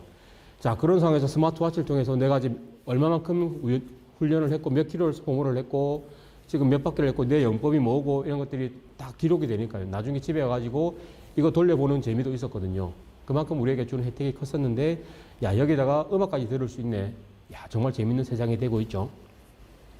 그다음 제가 말씀드린 것처럼 수경을 통해서 다른 정보도 받게 되고 수모를 통해서 또 다른 신체적인 특성을 이제 데이터로 받게 되면은 결국에는 그게 빅데이터로 가는 거죠. 그러면 이 수영 아마추어 동호인이 수영 영법인 어떻고 어떻기 때문에 이 사람은 어떤 뭡니까 영법이 더 하게 되면 훈련량이 높아질 것이고 이런 것들을 우리가 제공을 받을 수 있을 것이고 그 제공에 대한 더 강점을 가질 수 있는 것은 실제 수영 선수들일 겁니다. 수영 선수들이 영법 교정하고 이런 것들은 어떻습니까? 지금 다 그냥 코치가 보면서 일일이 그냥 수작업으로 이제 도와주는 것들이죠. 그런데 이런 식의 장비를 착용하게 된다고 하면은 그 영법이 뭡니까? 소프트웨어적인 데이터로 이제 적용이 될 것이고 그 데이터하고 실제 전 세계적인 선수 마이클 켈프스입니까? 그다음에 박태환 선수 그 선수가 하는 영법에 대한 데이터하고 비교해 가지고 거의 데이터가 거의 매칭이 되면 될수록 당연히 성적은 좋아질 것이고요. 그렇게 노력할 수 있겠죠. 결국에는 데이터 싸움이니까 그런 식으로 접근할 수 있다는 겁니다. 이제 앞으로 이제 모든 이런 운동 종목에 대한 소프트웨어들, 빅데이터들이 다 그런 식으로 가고 있죠. 실제 저는 수영하고 테니스 딱 두 가지를 했는데 수영은 한 지 얼마 안 됐습니다. 수영한 지 한 3년 정도밖에 안 됐는데 기존 대학 때부터 무조건 딱 테니스만 쳤었죠. 아마 아시는 분들 계실 거고. 자, 테니스만 쳤기 때문에 실제 테니스 사회 그 스포츠는 뭡니까? 그 라켓의 물성치가 많이 바뀌었고요. 지금은 라켓이 아주 가벼워졌고 대충 살짝 맞아도 잘 튕겨 나갑니다. 반발력도 좋아졌고 자기 힘 안 들이고도 공이 아주 세게 날아갈 수 있도록 그렇게 잘 만들어져서 나옵니다. 그만큼 이제 물리적인 특성도 가해졌고요. 그다음에 이 라켓을 뺀 나머지 그다음에 사람의 신체 구조죠. 키 크고 작고는 어쩔 수 없는 거니까 키가 작은 사람도 어떻게 하면 잘 칠 수 있을 것이냐. 그렇다면 이제 스포츠 웨어 쪽으로 가는 거죠. 스포츠 장비, 옷, 신발 이런 것들을 어떻게 그 사람에게 최적화시켜 줄 것이냐. 어제 말씀드렸죠. 3D 프린터를 통해서 자기한테 최적화된 운동화를 만들어 주겠다. 그게 최근에 잘 나오고 있는 게 아식스였고 그 다음에 옷들 옛날 20년 전에 나이키에서 드라이핏이라는 소재를 개발을 했습니다. 드라이핏 땀이 금방 배출되는 거거든요. 그러니까 자기 몸이 옛날 운동선수들 보십시오. 면티 입고 몸이 완전 축 처져가지고 여러분들 면티 입고 운동하시다가 드라이핏 소재 입고 운동하시면 완전 다른 것을 느낄 수 있을 겁니다. 몸에 그만큼 쾌적하고 새 옷 입은 것처럼 기분이 좋기 때문에 당연히 퍼포먼스는 높아질 수밖에 없죠. 그렇게 될 것이기 때문에 이런 스포츠 산업들이 아주 지금 발달이 많이 되고 있습니다. 그 데이터를 받아가지고 지금 라파엘 나달이나 노박 조코비치, 로저 페데러가 어떻게 테니스를 칠 때 스위스팟에 공이 어떻게 맞고 이 공이 어떤 회전을 가지고 가는 것이냐, RPM이 얼만큼 도느냐, 그다음에 궤적이 어디로 가느냐 이런 전부 다 데이터가 나와 있죠. 그 데이터를 통해 가지고 로저 페데러를 상대하려면 이 데이터를 통해서 다음 공은 일로 올 것이다, 절로 갈 것이다 데이터 분석해서 자기가 다 레슨을 받고 이제 연습을 하죠. 그래가지고 결국에는 로저 페데러가 2위, 3위로 이제 떨어질 수밖에 없는 것이고 그런 분석에 해가지고. 보통 보면요, 여러분들도 아시겠지만 모든 스포츠 경기 할 때 우리가 고스톱도 마찬가지고요. 초짜가 무섭다는 거 아시죠? 데이터가 없기 때문에 그렇습니다. 한 번도 붙어본 사람한테는 이기기 어렵죠. 이 사람이 어떻게 할지 예측이 안 되니까요. 근데 많이 붙어보고 데이터가 딱 확고하게 데이터가 세팅되어 있는 그런 상대를 만나게 되면 오히려 쉽죠. 이 사람 다음 공은 이렇게 칠 것이다. 일로 보낼 것이다. 예측이 되거든요. 예측한 대로 실제 공이 올 확률은 80%가 넘습니다. 그러니까 다음 공을 상대한테 이기기 쉽죠. 그래서 많이 붙어본 사람들은 정말 이기기 힘듭니다. 서로. 말이 거꾸로 나왔네요. 많이 붙어보지 않은 사람들은, 초면인 사람들은 정말 이기기 힘들고, 많이 붙어본 사람들은 오히려 더 쉬운 방면으로 가죠. 그게 결국에는 데이터의 힘이라는 겁니다. 자, 수영 얘기하다가 또 테니스 얘기까지 넘어왔네요. 자, 이런 장비고요. 실제 쉽습니다. 이렇게 장비 딱 나와 있고, 이렇게 무선 충전 딱 하게 되어 있고요. 이렇게 딱 꽂으면 충전되고. 그래가지고 한 2시간 충전하면 8시간 동안 계속 플레이할 수 있답니다. 근데 블루투스 기능은 아직 없고요. 블루투스 기능은 없고 옛날에 우리 쓰던 MP3 플레이어입니다. 결국에는. 그냥 컴퓨터 연결해가지고 음악 다운로드 받아가지고 한 800곡 정도 저장된다고 하니까 그냥 3,000m 돌 때 한 30분 계속 운동하면서 그냥 자기 듣고 싶은 음악 한 10곡 정도 쭉 들으면 완료되는 거죠. 그러면 음악 들으면서 운동하니까 효율도 높아질 것이고 그렇습니다. 이거는 제가 우리 조카한테 하나 사주려고 하고 있습니다. 말씀드렸었죠. 우리 조카가 지금 그 수영 국가대표 선수입니다. 예. 키가 190인데요. 우리 양재훈 선수라고 유튜브니까 이런 건 좀 자랑을 해야 되겠네요. 그 강원도청에 있는 양재훈 선수고 여러분들 많이 응원해 주십시오. 제2의 박태환이 되고 있습니다, 지금. 나이도 어리고 이제 20대 초반이기 때문에 최근에 우리 한국 신기록도 세웠고 잘 나가는 친구입니다. 양재훈. 자, 삼촌이 오늘 자랑했다. 예. 자, 보시고. 그 다음에 무인항공기, 드론. 아까 이제 말씀드렸던 거. 드론을 통해 가지고 밑에 얘들이 있죠. 촬영 취미, 촬영 분야 드론을 통해서 획기적으로 지금 발달됐습니다.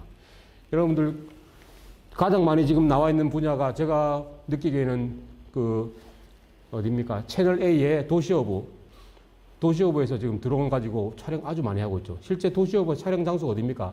바다 위거든요. 배 위. 배가 어떻습니까? 실제적으로, 물리적으로. 바다 위, 이 파도 위에서 배가 요동치는 그런 공간입니다. 파도 쳤을 때 얼마나 요동칩니까? 거기서 일반 카메라 들고 있었을 때 흔들림이 아주 많을 거거든요. 그런 흔들림과 전혀 상관없는 것이 대기 아닙니까? 당연히 이런 바다에 대한 파도 영향이 없으니까. 물리적으로 연결이 안 되어 있으니까요. 근데 나머지 다른 모든 카메라들은 물리적으로 연결이 되어 있거든요. 다 고정이 되어 있고 지지가 되어 있으니까. 그런 것에 대해서 자유로운 것이 이제 항공입니다. 이제 이런 육상 환경 말고 항공 환경. 그쪽에 되어 있는 게 결국은 드론이죠. 그 드론을 통해 가지고 위에 항공 촬영 계속 하지 않습니까? 도시에 보시면은. 바다 위에 물고기인데 가가지고 촬영하고 옛날에 상상도 못했던 일들이죠. 다 옛날에 뭐 내셔널 지오그래픽이나 이런 다큐멘터리 프로그램 촬영할 때 얼마나 고생했습니까? 다들 이런 촬영하려고 밤새도록 고생해가지고 그렇게 했는데 이제는 그런 게 완전 패러다임 한 단계 바뀌었다는 거죠. 아주 쉬운 게 아주 쉽고 재밌어진 촬영 분야가 드론 촬영입니다. 결국에는. 다음에 뭐 정밀 농업 마찬가지입니다. 농업 이게 어떻습니까? 결국에는 농업도 결국에는 3D로 간다는 의미거든요. 드론 농업이란 말은 기존의 농업은 뭡니까? 2D 아닙니까? 경작지 X, Y 축에는 평면에서 논에서 우리가 농부가 가가지고 그냥 곡식을 뿌리고 농부도 결국에는 바닥에 붙어 있죠. 그러니까 평면으로 작업을 한 건데 이제는 Z축이 발생해가지고 Z축 위로 올라가지고 드론이 항공 촬영을 하면서 하늘 위에서 바라보니까 더 자세하게 볼 수 있죠. 아, 저기는 뭐가 잘 자라네, 뭐가 잘 안 자라네. 여기는 딸기가 좋네, 여기는 뭐가 좋네. 그렇게 판단할 수 있죠. 그 다음에 전체를 바라보기 때문에 경작 효율도 높아지고, 그 다음에 계획 스케줄도 잘 짤 수가 있고, 아주 편해지는 게 실제 2D에서 3D로 올라가면 좋아지죠. 사람도 어떻습니까? 그냥 1층에서 보다가 30층, 40층, 50층 올라가 버리면 전체가 쫙 다 보이는 것처럼 그만큼 안목이 넓어진다는 거죠. 드론도 그래서 경작 농업에서는 드론 농업을 하게 되면은 스케줄링 계획에 있어서는 아주 더 확고하게 철저한 계획을 잡을 수 있는 게 드론 농업이 되겠습니다.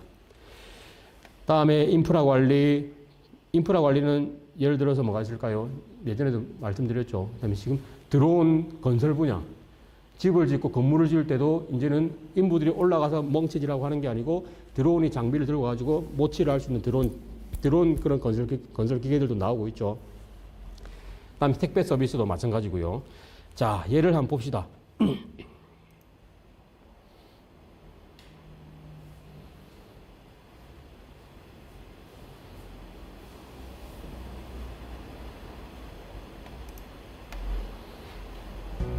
자, 이거는 유튜브 화면인데 나오고 있죠.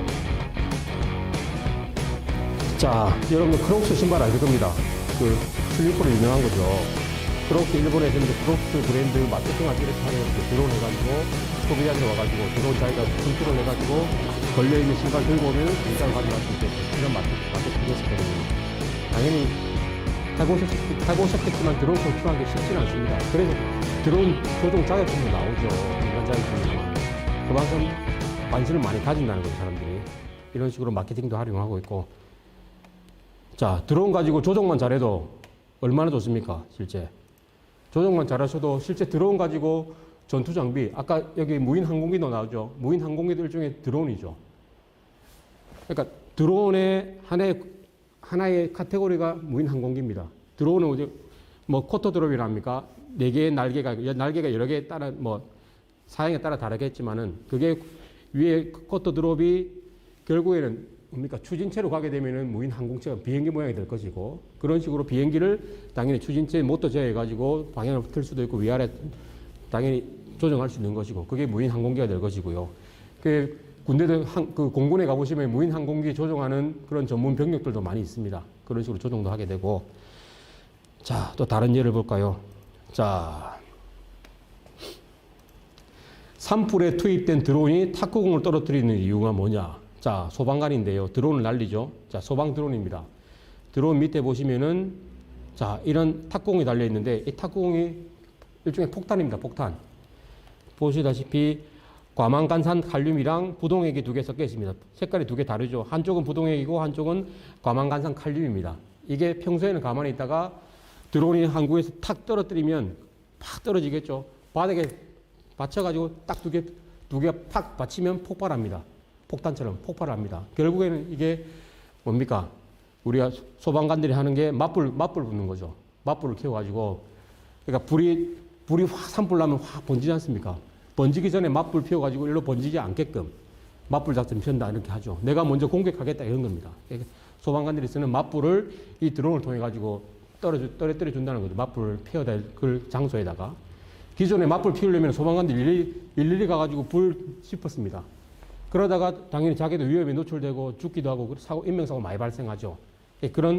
당연히 그런 위험을 인명사고를 예방하기 위해서 드론을 통해 가지고 이렇게 맞불 작전을 펼 수 있는 드론, 소방 드론도 나온다는 겁니다. 이렇게 활용도 할 수 있다는 거죠. 활용할 수 있는 범위는 아주 많습니다. 드론이 실제 어떻습니까? 드론이 나오기 전에는 다 지상 환경이었죠. 2D였습니다. 2D였는데 드론이 나오니까 Z축으로 3D가 올라가 버리니까 활용도가 아주 높아지죠.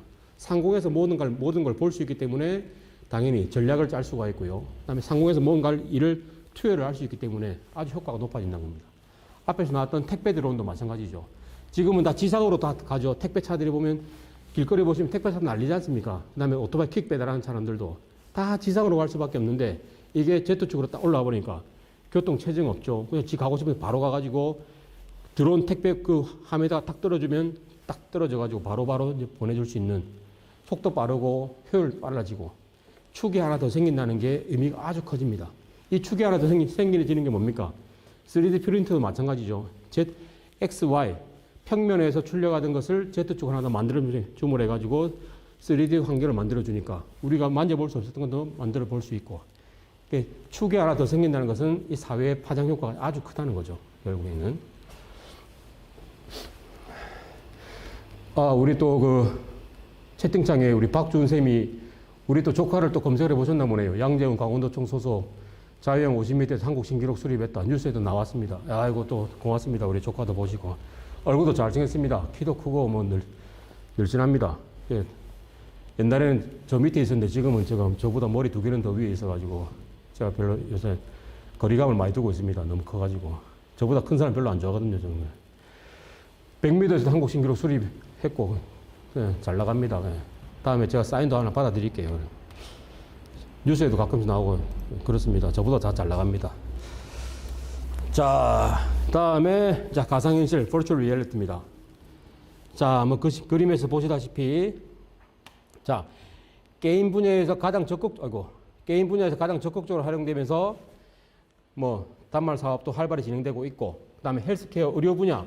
자, 가상현실이 처음에 적용됐던 분야가 게임 분야이긴 한데요. 게임에서 실제 가능성을 우리가 많이 봤죠. 실제 우리가 게임도 마찬가지거든요. 2D 환경이었죠. 화면으로 보는 2D 환경입니다. 화면이 XY 평면이니까요. 평면에서 가상현실이라는 게 Z쪽이 생긴 거거든요.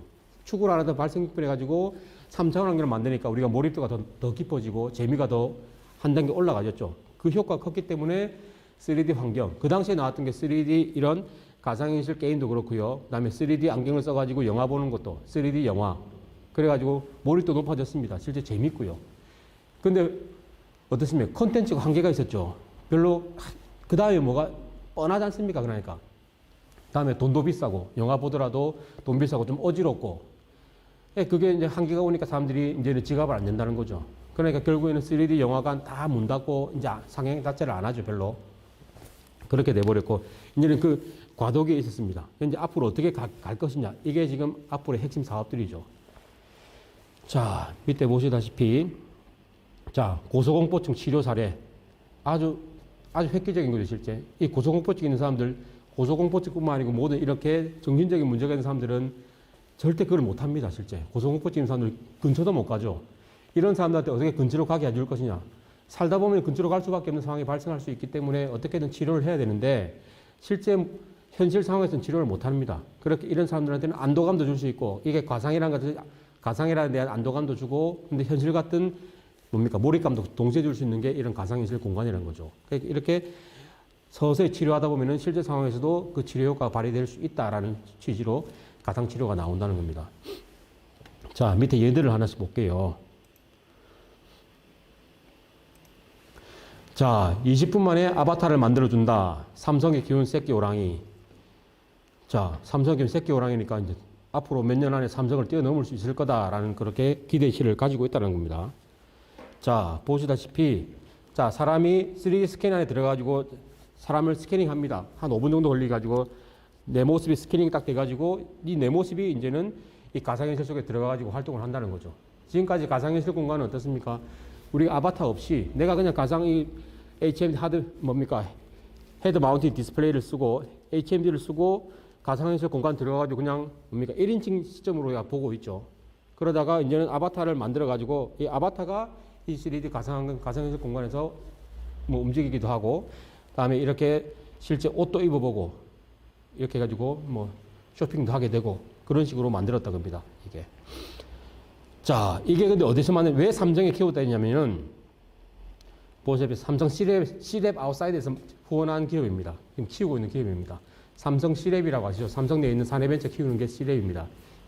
크리에이티브 랩.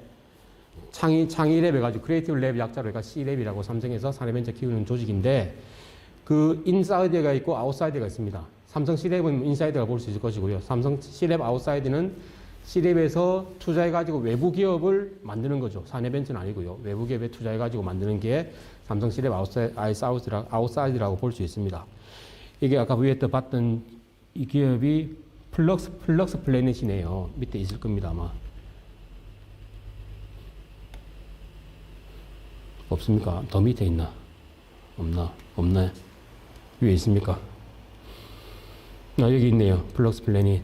예. VR, AR 콘텐츠 제작을 위한 인물 캐릭터 3D 스캐닝 및 오토 연계 제작 솔루션. 오토니까 아까 온라인 또 오프라인이었죠. 이 3D 스캐닝 된 것을 이 가상현실 속에서 자기 아바타가 있고 아바타가 그 가상현실 속에 있는 옷을 입어보고 그 옷은 실제 있는 옷과 똑같습니다. 그러니까 그 옷을 입어보고 자기가 실제 자기 모습을 본다는 거죠. 그 멀리서 실제 화면 속에 있는 자기 모습을 옷 입은 모습을 보니까 저 옷 내한테 어울리네. 오케이 구매 버튼 누를 수 있게끔 그런 서비스를 해주는 기업이 플럭스 플래닛입니다. 이런 기업도 있고 그러니까 실제 우리가 지금 가상현실 VR, AR 한계점에 도달했었죠. 이 무거운 HND 써가지고 할 수 있는 거 한계가 있습니다. 사람들 보기에도 민망하고요. 그러니까 어떻게 앞으로 발전시킬 것이냐 고민했었는데 이제 이렇게 나온다는 거죠. 내가 HND 쓰고 내가 들어가지고 이렇게 뭐 부끄럽게 이런 행동할 게 아니고 그냥 3D 스캐닝 해가지고 3D 스캐닝 된 내 자신이 가상현실 속에 들어가가지고 그냥 활동하는 것을 우리가 밖에서 볼 수 있는 거니까요. 그러니까 사람들이 거부감 없이 내가 가서 저 옷 입고 저 신발 신어보니까 내가 보니까 저 멋져 보이네. 보니까 내내 오케이 돈 주고 사자. 바로 구매로 갈 수 있다는 겁니다. 이렇게 오토도 연결시켜준다. 그런 개념이었고요. 그러니까 삼성에서도 잘 되겠다 싶으니까 돈을 많이 투자하고 지금 기업을 키운다는 거죠. 자, 삼성 C랩 아웃사이드에 있는 기업들을 보십시오. 메디프레소, 건강상태 기반해서 T 캡슐을 추천해주고 헬스케어 솔루션 해준다. 요즘에 이런 거 많이 나옵니다. 실제 심사를 가보면요. 헬스케어 관련된 제품들 아주 많이 나옵니다. 옛날엔 스마트워치를 만들고 이런 개념이었는데 이제는 이런 하드웨어들을 개발은 이제 일종의 이제 포화 상태거든요. 다 개발되어 있고 아까 뭐라 했습니까? 개발이 끝이 아니라 했거든요. 이 개발된 것이 소비자들이 원하는 게 어떻게 매칭시켜 줄 것이냐. 그 매칭이 제일 중요합니다. 하드웨어 개발은 끝났고 그렇다면 이 나오는 데이터를 가지고 소비자들이 원하는 데이터에 어떻게 접목시킬 것이냐. 그게 결국에는 빅데이터가 가지고 있는 인사이트거든요. 메디프레스도 마찬가지로 건강상태 기반. 이 사람이 스마트워치를 통해서 이 사람의 건강상태 체킹되거든요. 스마트폰을 통해서 체크할 수 있습니다. 그럼 이 나와 있는 데이터들을 어떻게 활용할 것이냐. 이렇게 메디프레스에 딱 줘버리면 메디프레스가 이 사람의 데이터를 보고 비슷한 데이터하고 매칭을 해봅니다. 이런 데이터를 가진 사람들은 녹차를 좋아하더라. 이런 데이터 가진 사람은 뭐 캐모마일을 좋아하더라. 이런 식으로 해가지고 T를 추천해 준다는 거죠. 그 다음에 T를 추천해 주고 결국에는 어찌 되겠습니까? 구독 경제로 갈 거거든요. 한 달에 얼마 해가 구독할 수 있게끔. 그다음에 몇 달 주기로 해가지고 또 바꿔주고.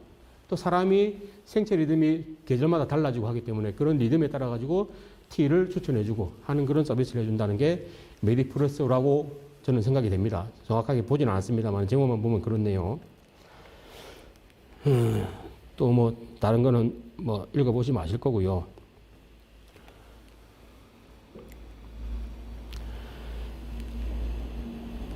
다음에 네이버 D2 스타트 팩토리를 한번 봅시다. 다음에 자, 모빌 테크 같은 거 볼까요? 기존 GPS 대비 100배 이상의 정밀한 위치 정보를 제공하는 정밀 측위 솔루션을 제공한다. 자, 지금 앞으로 자율주행 자동차 시대가 몇 년 안에 올 건데요. 그때 그 시대를 대비하기 위해서 제일 중요한 게 정밀 위치 추정입니다. 정밀 지도, 이런 것들이 지금 아주 개발 많이 되고 있죠. 자, 지금 추이가 어떻습니까? 이런 내비게이션 추이가. 옛날에 내비게이션, 장착형 내비게이션 나오기 전에는 어땠습니까? 다 차 안에 대시보드 여러분 다 지도가 있었죠. 전국 지도 책 하나 항상 꽂고 다니고. 뒤에 아버지가 책 줘봐라면 운전하면서 책 보고 가다가 갓길에 서가지고 다 책 보고 찾아갔었습니다. 그런 재미가 있었는데 어느 순간 그게 아이나비 같은 이제 장착형 내비게이션 큰 거, 내비게이션 그 있었죠. 회사들이. 그 회사 나오면서 해가지고 이제 다 그게 지도가 다 없어져 버렸죠. 그거 따라가다 보니까 길이 없네. 이런 경우 많았습니다. 옛날에는. 업데이트가 안 됐으니까요. 옛날 지도 기반해가지고 GPS 정보 받아서 위치를 알아줬으니까 업데이트가 안 됐으니까 그럴 수밖에 없었고. 그러다가 이제 업데이트 할 수 있는 게 스마트폰 기반해가지고 여기 실시간으로 데이터를 계속 받으니까 지도가 계속 바뀌죠. 그 다음에 내가 지금 어느 길로 가고 있는지 막히는 길인지 아닌지를 실시간에 검색해가지고 제일 빠른 길로 경로도 알려주고 그런 식으로 지금까지는 왔습니다. 자, 그 단계를 보십시오. 지도 기반해가지고 내 위치란 것이 X, Y. 그것도 결국 2차원입니다. Z축은 있긴 했습니다만은 GPS 정보에서는 X, Y, Z에다가 타임 T, 시간까지 알려주거든요. 그러니까 4차 방정식입니다. 그걸 위해 가지고 우리가 11개 위성을 통해 가지고 정보를 받아봐가지고 삼각형령을 통해 가지고 우리가 정보를 받아보거든요. 그러니까 전 세계 어디든지 위치는 줍니다. 근데 정확한 위치는 아닙니다. 오차가 옛날에는 10m 정도 오차 있었는데 지금은 많이 줄었습니다만 그래도 오차는 존재하죠. 여러분 오차는 느끼실 겁니다. 실제 어디 가실 때도 내가 정확하게 지금 어딘지 모르겠는데 내비게이션은 근처에 왔습니다. 이제 종료하겠습니다. 이래 하거든요. 깜짝 놀라죠. 어딘지 잘 모르겠는데. 또 뺑뺑 헤맵니다. 결국 내려가지고 또 헤매죠. 결국에는. 그만큼 오차는 그래도 아직 몇 미터 오차는 납니다. 자, 그런 오차가 있을 경우에 자율주행이 가능할까요? 말 그대로 자율주행이 되려면 여러분들 주차하는 것만 생각해 보세요. 주차는 몇 센치 간격입니다. 지금 우리나라 주차 간격이 좁죠. 이게 30cm를 봅시다. 30cm만 조금만 옆으로 잘못 움직이면 옆 차량 박치게 합니다. 그 다음에 창문 못 열고요. 그런 정도로 10cm 정도의 오차만 넘어가더라도 자율주행이 힘들다고 보게 되죠, 실제. 주차도 못 하는데, 주차도 못하는 상황이면 지가 어떻게 이 좁은 골목을 갈 것이냐. 불가능하죠, 실제. 이런데 길거리에 우리 골목만 들어가 보십시오. 운전하는 사람도 힘든데 자율주행 자동차가 그런 오차 GPS 가지고는 절대 수행이 불가합니다. 그래서 지금 자율주행을 하려면 결국 필요한 것이 결국에는 모빌테크처럼 100배 이상의 정밀한 위치 정보를 제공하는 정밀 측위 솔루션을 제공해야만 된다. 정밀 측위 솔루션 플러스 정밀 지도까지 나와야 된다는 겁니다. 이런 것들도 하고 있다. 앞으로 미래 사회에 대비해서 이런 정보들이 꼭 있어야 된다는 거죠. 자, 말씀드렸고요. AR 기술들. 다음에 이 내용은 시간 관계상 안 보겠습니다. 제목만 볼게요. 재미와 멀미 동시에 잡는 VR 기술. 자, 아까 말씀드렸죠. VR 오래 하다 보면은 VR 3D, 4D는 제게 더라도 3D VR 앉으시면요. 5분만 지나도 어지럽습니다. 특히 이런 체험 장비들, 극장 말고요.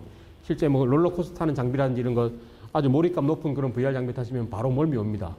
한번 타고 나면은 하루 종일 기분 안 좋아가지고 일하고 있습니다. 저도 옛날에 그 VR 무슨 센터에 심사하러 갔다가 거기 로비에 이런 VR 장비를 체험해봐라 해가지고 공짜로 준다길래 무턱대고 앉았다가 심사는 내내 속에 앉아가지고 그때 점수 좀 짜게 줬던 기억이 나네요.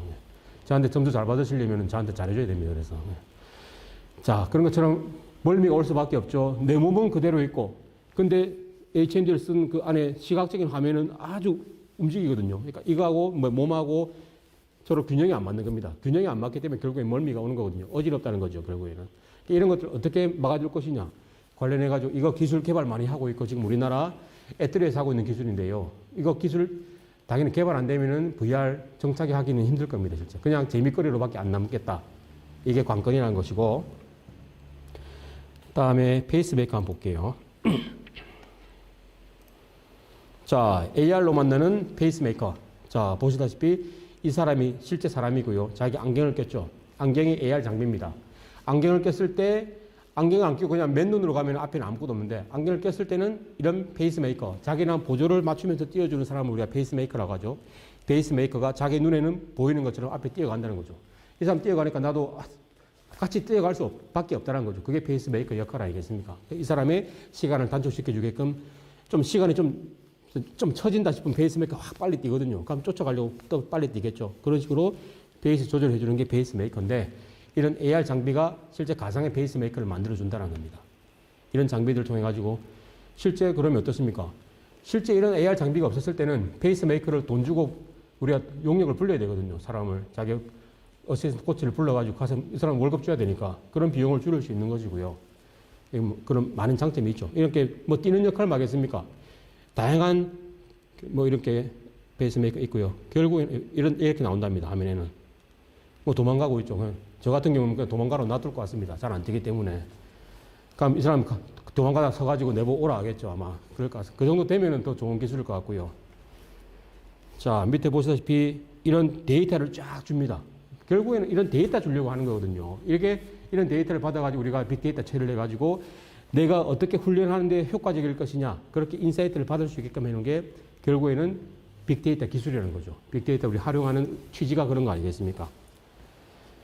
아마 재밌을 것 같습니다. 이런 게 있으면. 실제 뛰는 거 좋아하고, 뭐, 뛰는 게 가능하다면은 다른 스포츠 종목도 가능하겠죠, 실제. 자, 이런 거 있고요.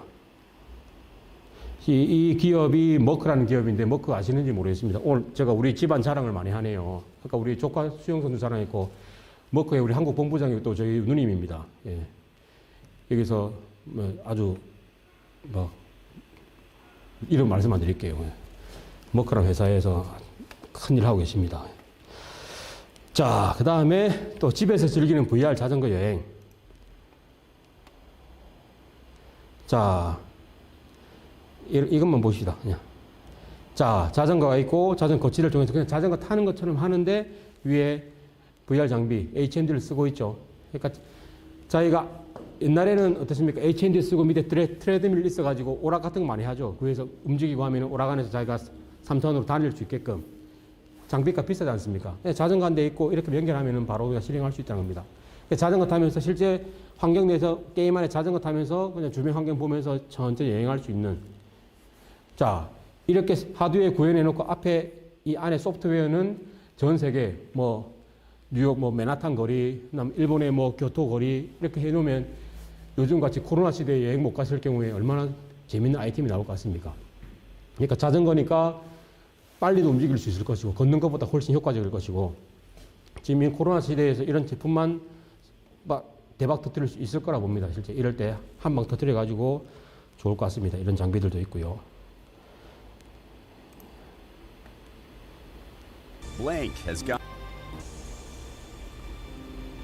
이런 장비네요. The hardware has evolved continuously until it's got an extreme bike in a virtual. Many designs to make it comfortable to ride your bike in a virtual world.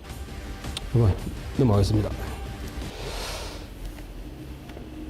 다음에 이것도 볼게요. 자, 안경 쓰면은 모니터 5대 띄운 효과가 있다. 이게 AR이 한다. 똑같습니다. 안경 속에서 모든 걸 다 보여준다는 거죠. 자, 이 사람이 그냥 모니터, 노트북 한 대만 보고 있는데 이 AR 안경을 딱 써버리면은 그림은 안 나오네요. 화면이 지금 우리가 멀티화면처럼 쫙 자기 눈에는 다 보인다는 거죠. 그러니까 하드웨어적인 장비가 필요 없다는 겁니다. 옛날에는 다 제 책상에 가보면 이제 모니터가 4개거든요. 그럼 모니터 4개 해가지고 다 세팅해 놨는데 이제는 그게 필요 없다는 겁니다. 모니터 필요 없이 가서 이 AR 안경만 끼면은 모니터 4개인 것처럼 활용할 수 있다는 겁니다. 얼마나 편해집니까, 결국에는. 근데 뭐 약간 어지러움이 있을 거예요. 그 어지러움을 해결하는 게 이 소프트웨어가 캐점을 넘어가느냐 못 넘어가느냐 그 차이일 것이고 캐즘을 넘어가려면 사람한테 익숙한 형태로 발전을 계속시켜야 된다. 그게 관건이 될 겁니다. 이런 기술 개발한 건 다 할 수 있거든요. 그게 소비자들이 원하는 기술이냐 아니냐 그게 관건이라는 겁니다. 결국에는. 자, 똑같습니다. 또 소방관 시야를 확보해 준다. 아까 소방관 얘기 나왔었는데 그 소방관이 드론이 뛰어가지고 맞불을 팍 펼쳤으면 이 사람 연기 자욱해 안 보이거든요. 앞을 못 갑니다. 결국엔 거기서 생을 마감할 겁니다. 결국에는. 우리 일반 시민도 그렇죠. 화재 났을 경우에 앞이 안 보여가지고 비상구 못 찾아가지고 밖으로 못 나와서 죽는 경우 많지 않습니까? 그래서 비상구에 저는 이제 불이 켜져 있고 지금 법으로 마련 딱 정착이 되어 있죠. 자, 저런 것처럼 불이 나면 앞뒤 아무것도 안 보입니다. 그렇기 때문에 이런 AR 마스크를 쓰게 되면은 결국에는 불 났을 때 이런 모양이 보인다는 거죠. 앞에 실제 사물들에 대해서 이 윤곽만 딱 보여주더라도 아, 이게 길이구나 해서 빨리 나갈 수 있게끔. 그렇다면은 뭡니까? 이 앞이 안 보여서 막혀서 못 나오는 그런 사고를 확 줄여줄 수 있다. 이런 소방관들한테는 꼭 필요한 장비라는 거죠. 이렇게 AR 장비로, AR 기술들로 이런 것도 충분히 마련해 줄 수 있다라는 겁니다. 자, 가상현실, 그 다음 증강현실에 대해서 말씀드렸고요. 자, 그 다음 나오는 게 3D 프린터네요. 아까 말씀드리다 말았는데 2D에서 한참 높아지면 이제 3D 프린터로 간다고 했죠. 자, 활용할 수 있는 예들. 자, 푸드 프린터가 있네요. 말 그대로 먹거리를 출력해내는 장비입니다.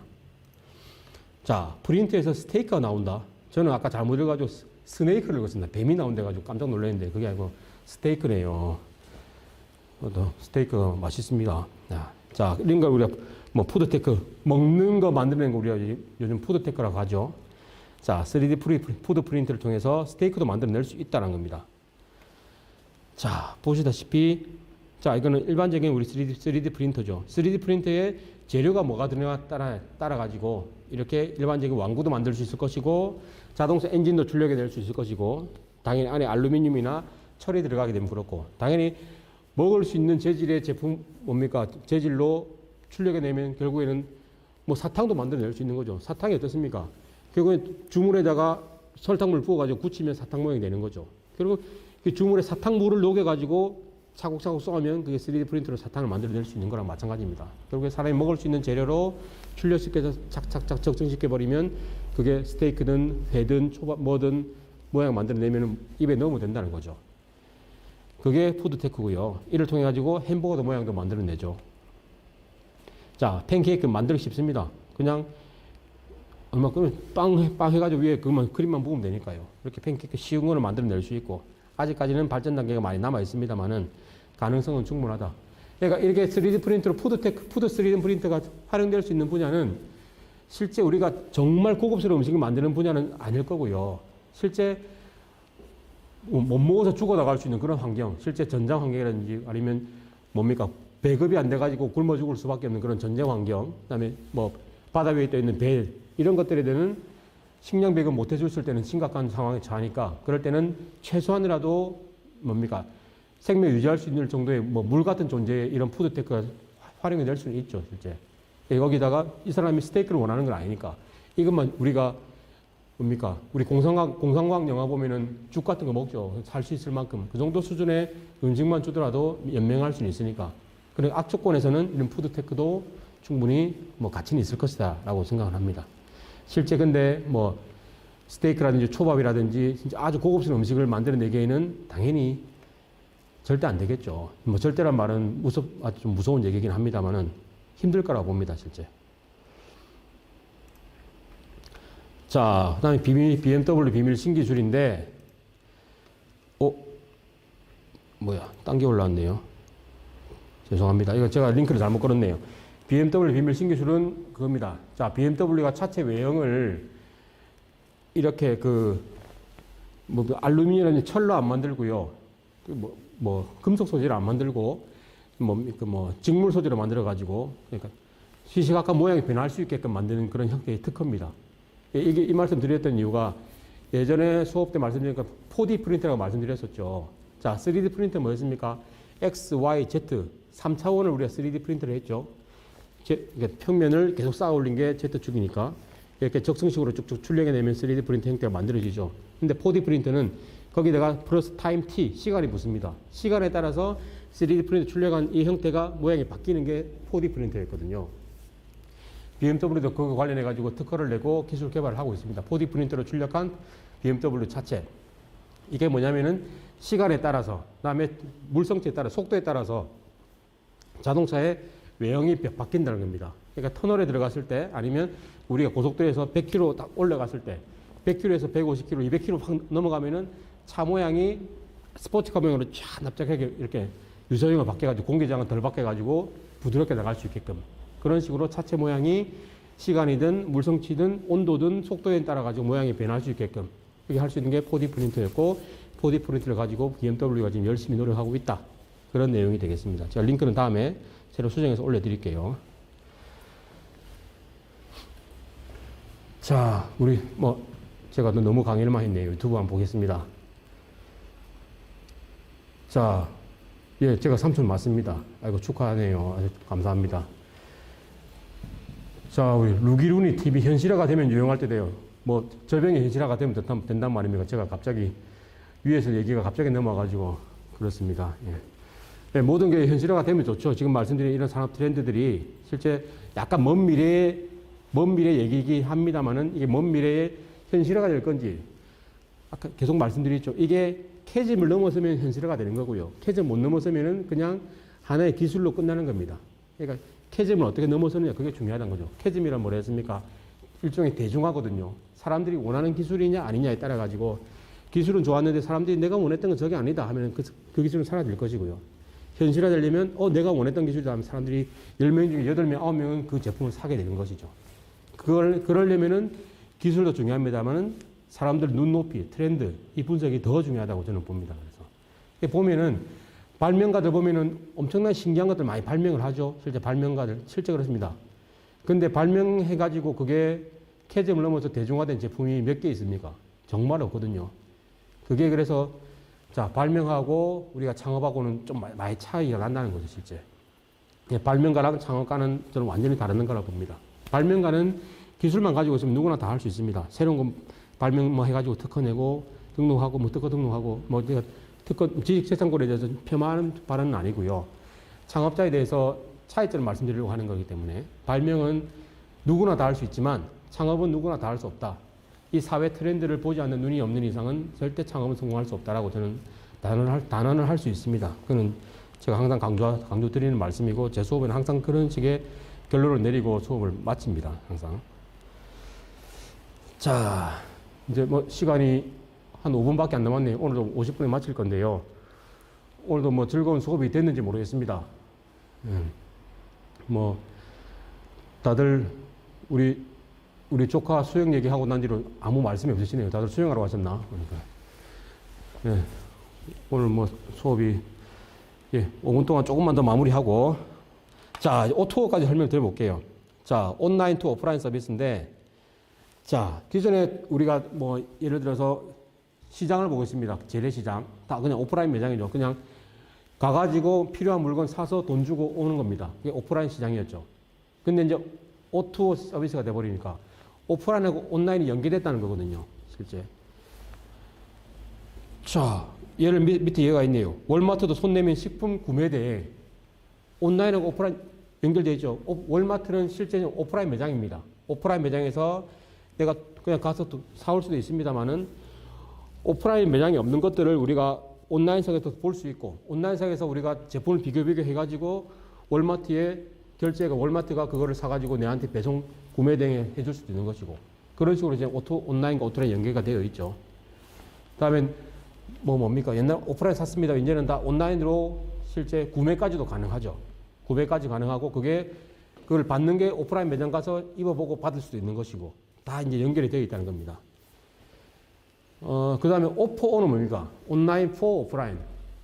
이제는 4가 들어간 545인데요. 4자가 영어로 FOR, for입니다.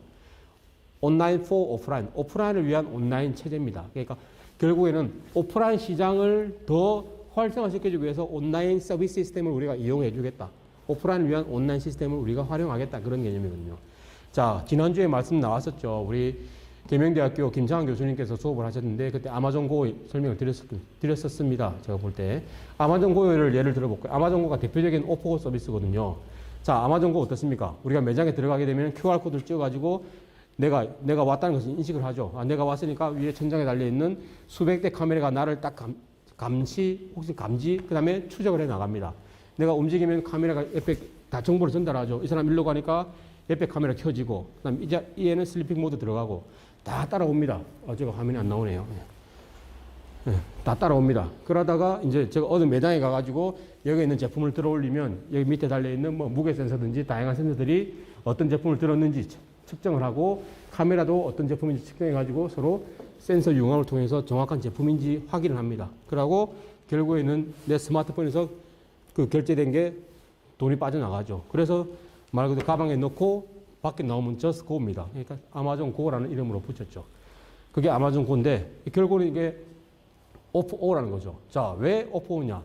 오프라인 매장에서까지 들어가면 되는데 결제를 하려면 어땠습니까? 옛날에는 점원이 있었고 점원한테 카드를 줘가지고 카드 이전에는 현금을 줬었고 현금을 주고 나서 또 잔돈, 동전 받아가지고 이런 구차한 과정들이 있었죠. 지금 또 카드를 줘가지고 결제하고 사인해가지고 받아내고 그런 과정이 있었는데 그런 과정들을 온라인상으로 넣었다는 거죠. 오프라인 매장에 그대로 있는 반면에 결제하고 이런 좀 부가적인 서비스들을 그냥 온라인 서비스를 가미시켜줌을 해가지고 이 오프라인 매장이 더 활성화될 수 있다. 그게 O4O 서비스입니다. 오프라인 매장의 활성화, 그 다음에 능률을 올리기 위해서 온라인 서비스, 다양한 서비스를 적용하고 활용시켜 줄 수 있는 그런 전체 시스템을 우리가 O4O라고 하죠. 아마존 고가 딱 그렇죠, 실제.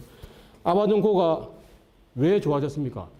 기존 오프라인 매장, 우리가 가서 제품을 들고 계산하러 가는 과정이 있는데 제품을 들고 나가면 될 수 있으니까 아주 좋아졌죠. 그게 이 온라인상에 무인 결제 시스템이 온라인상으로 다 시스템이 가미를 해줬으니까 이 오프라인 매장이 더 활성화되는 거 아닙니까? 기존에는 사람들이 들어와서 줄을 섰었는데 줄을 안 서고 바로 들고 나가면 되니까 오프라인 매장은 더 사람이 붐빌 것이고요.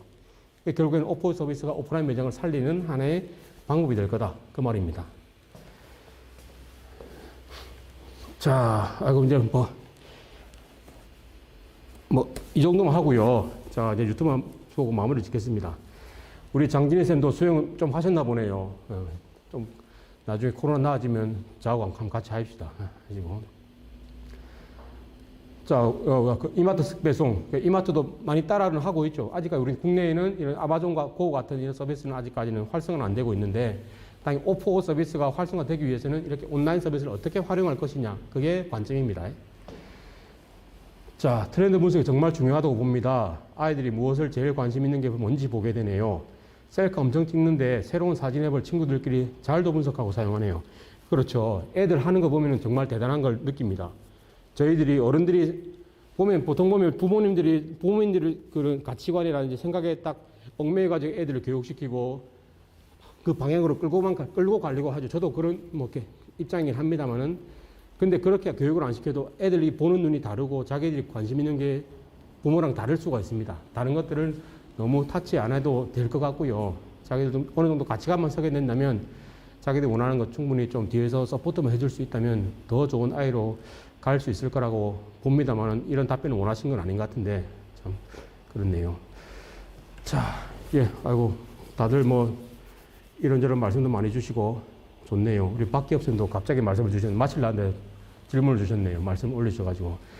자, 진짜 데이터가 돈이 되는 세상이 되는 것 같습니다. 데이터를 어떻게 유의미하게 하느냐가 중요한 것 같네요. 진짜죠. 데이터가 있고 없고 데이터를 누가 많이 가지느냐, 그게 중요합니다. 그래서 구글이 이렇게 큰 기업이 될 수 있는 것이고 네이버가 이렇게 지금 국내에서 유니콘 기업으로 올라설 수 있는 계기가 결국에는 데이터거든요.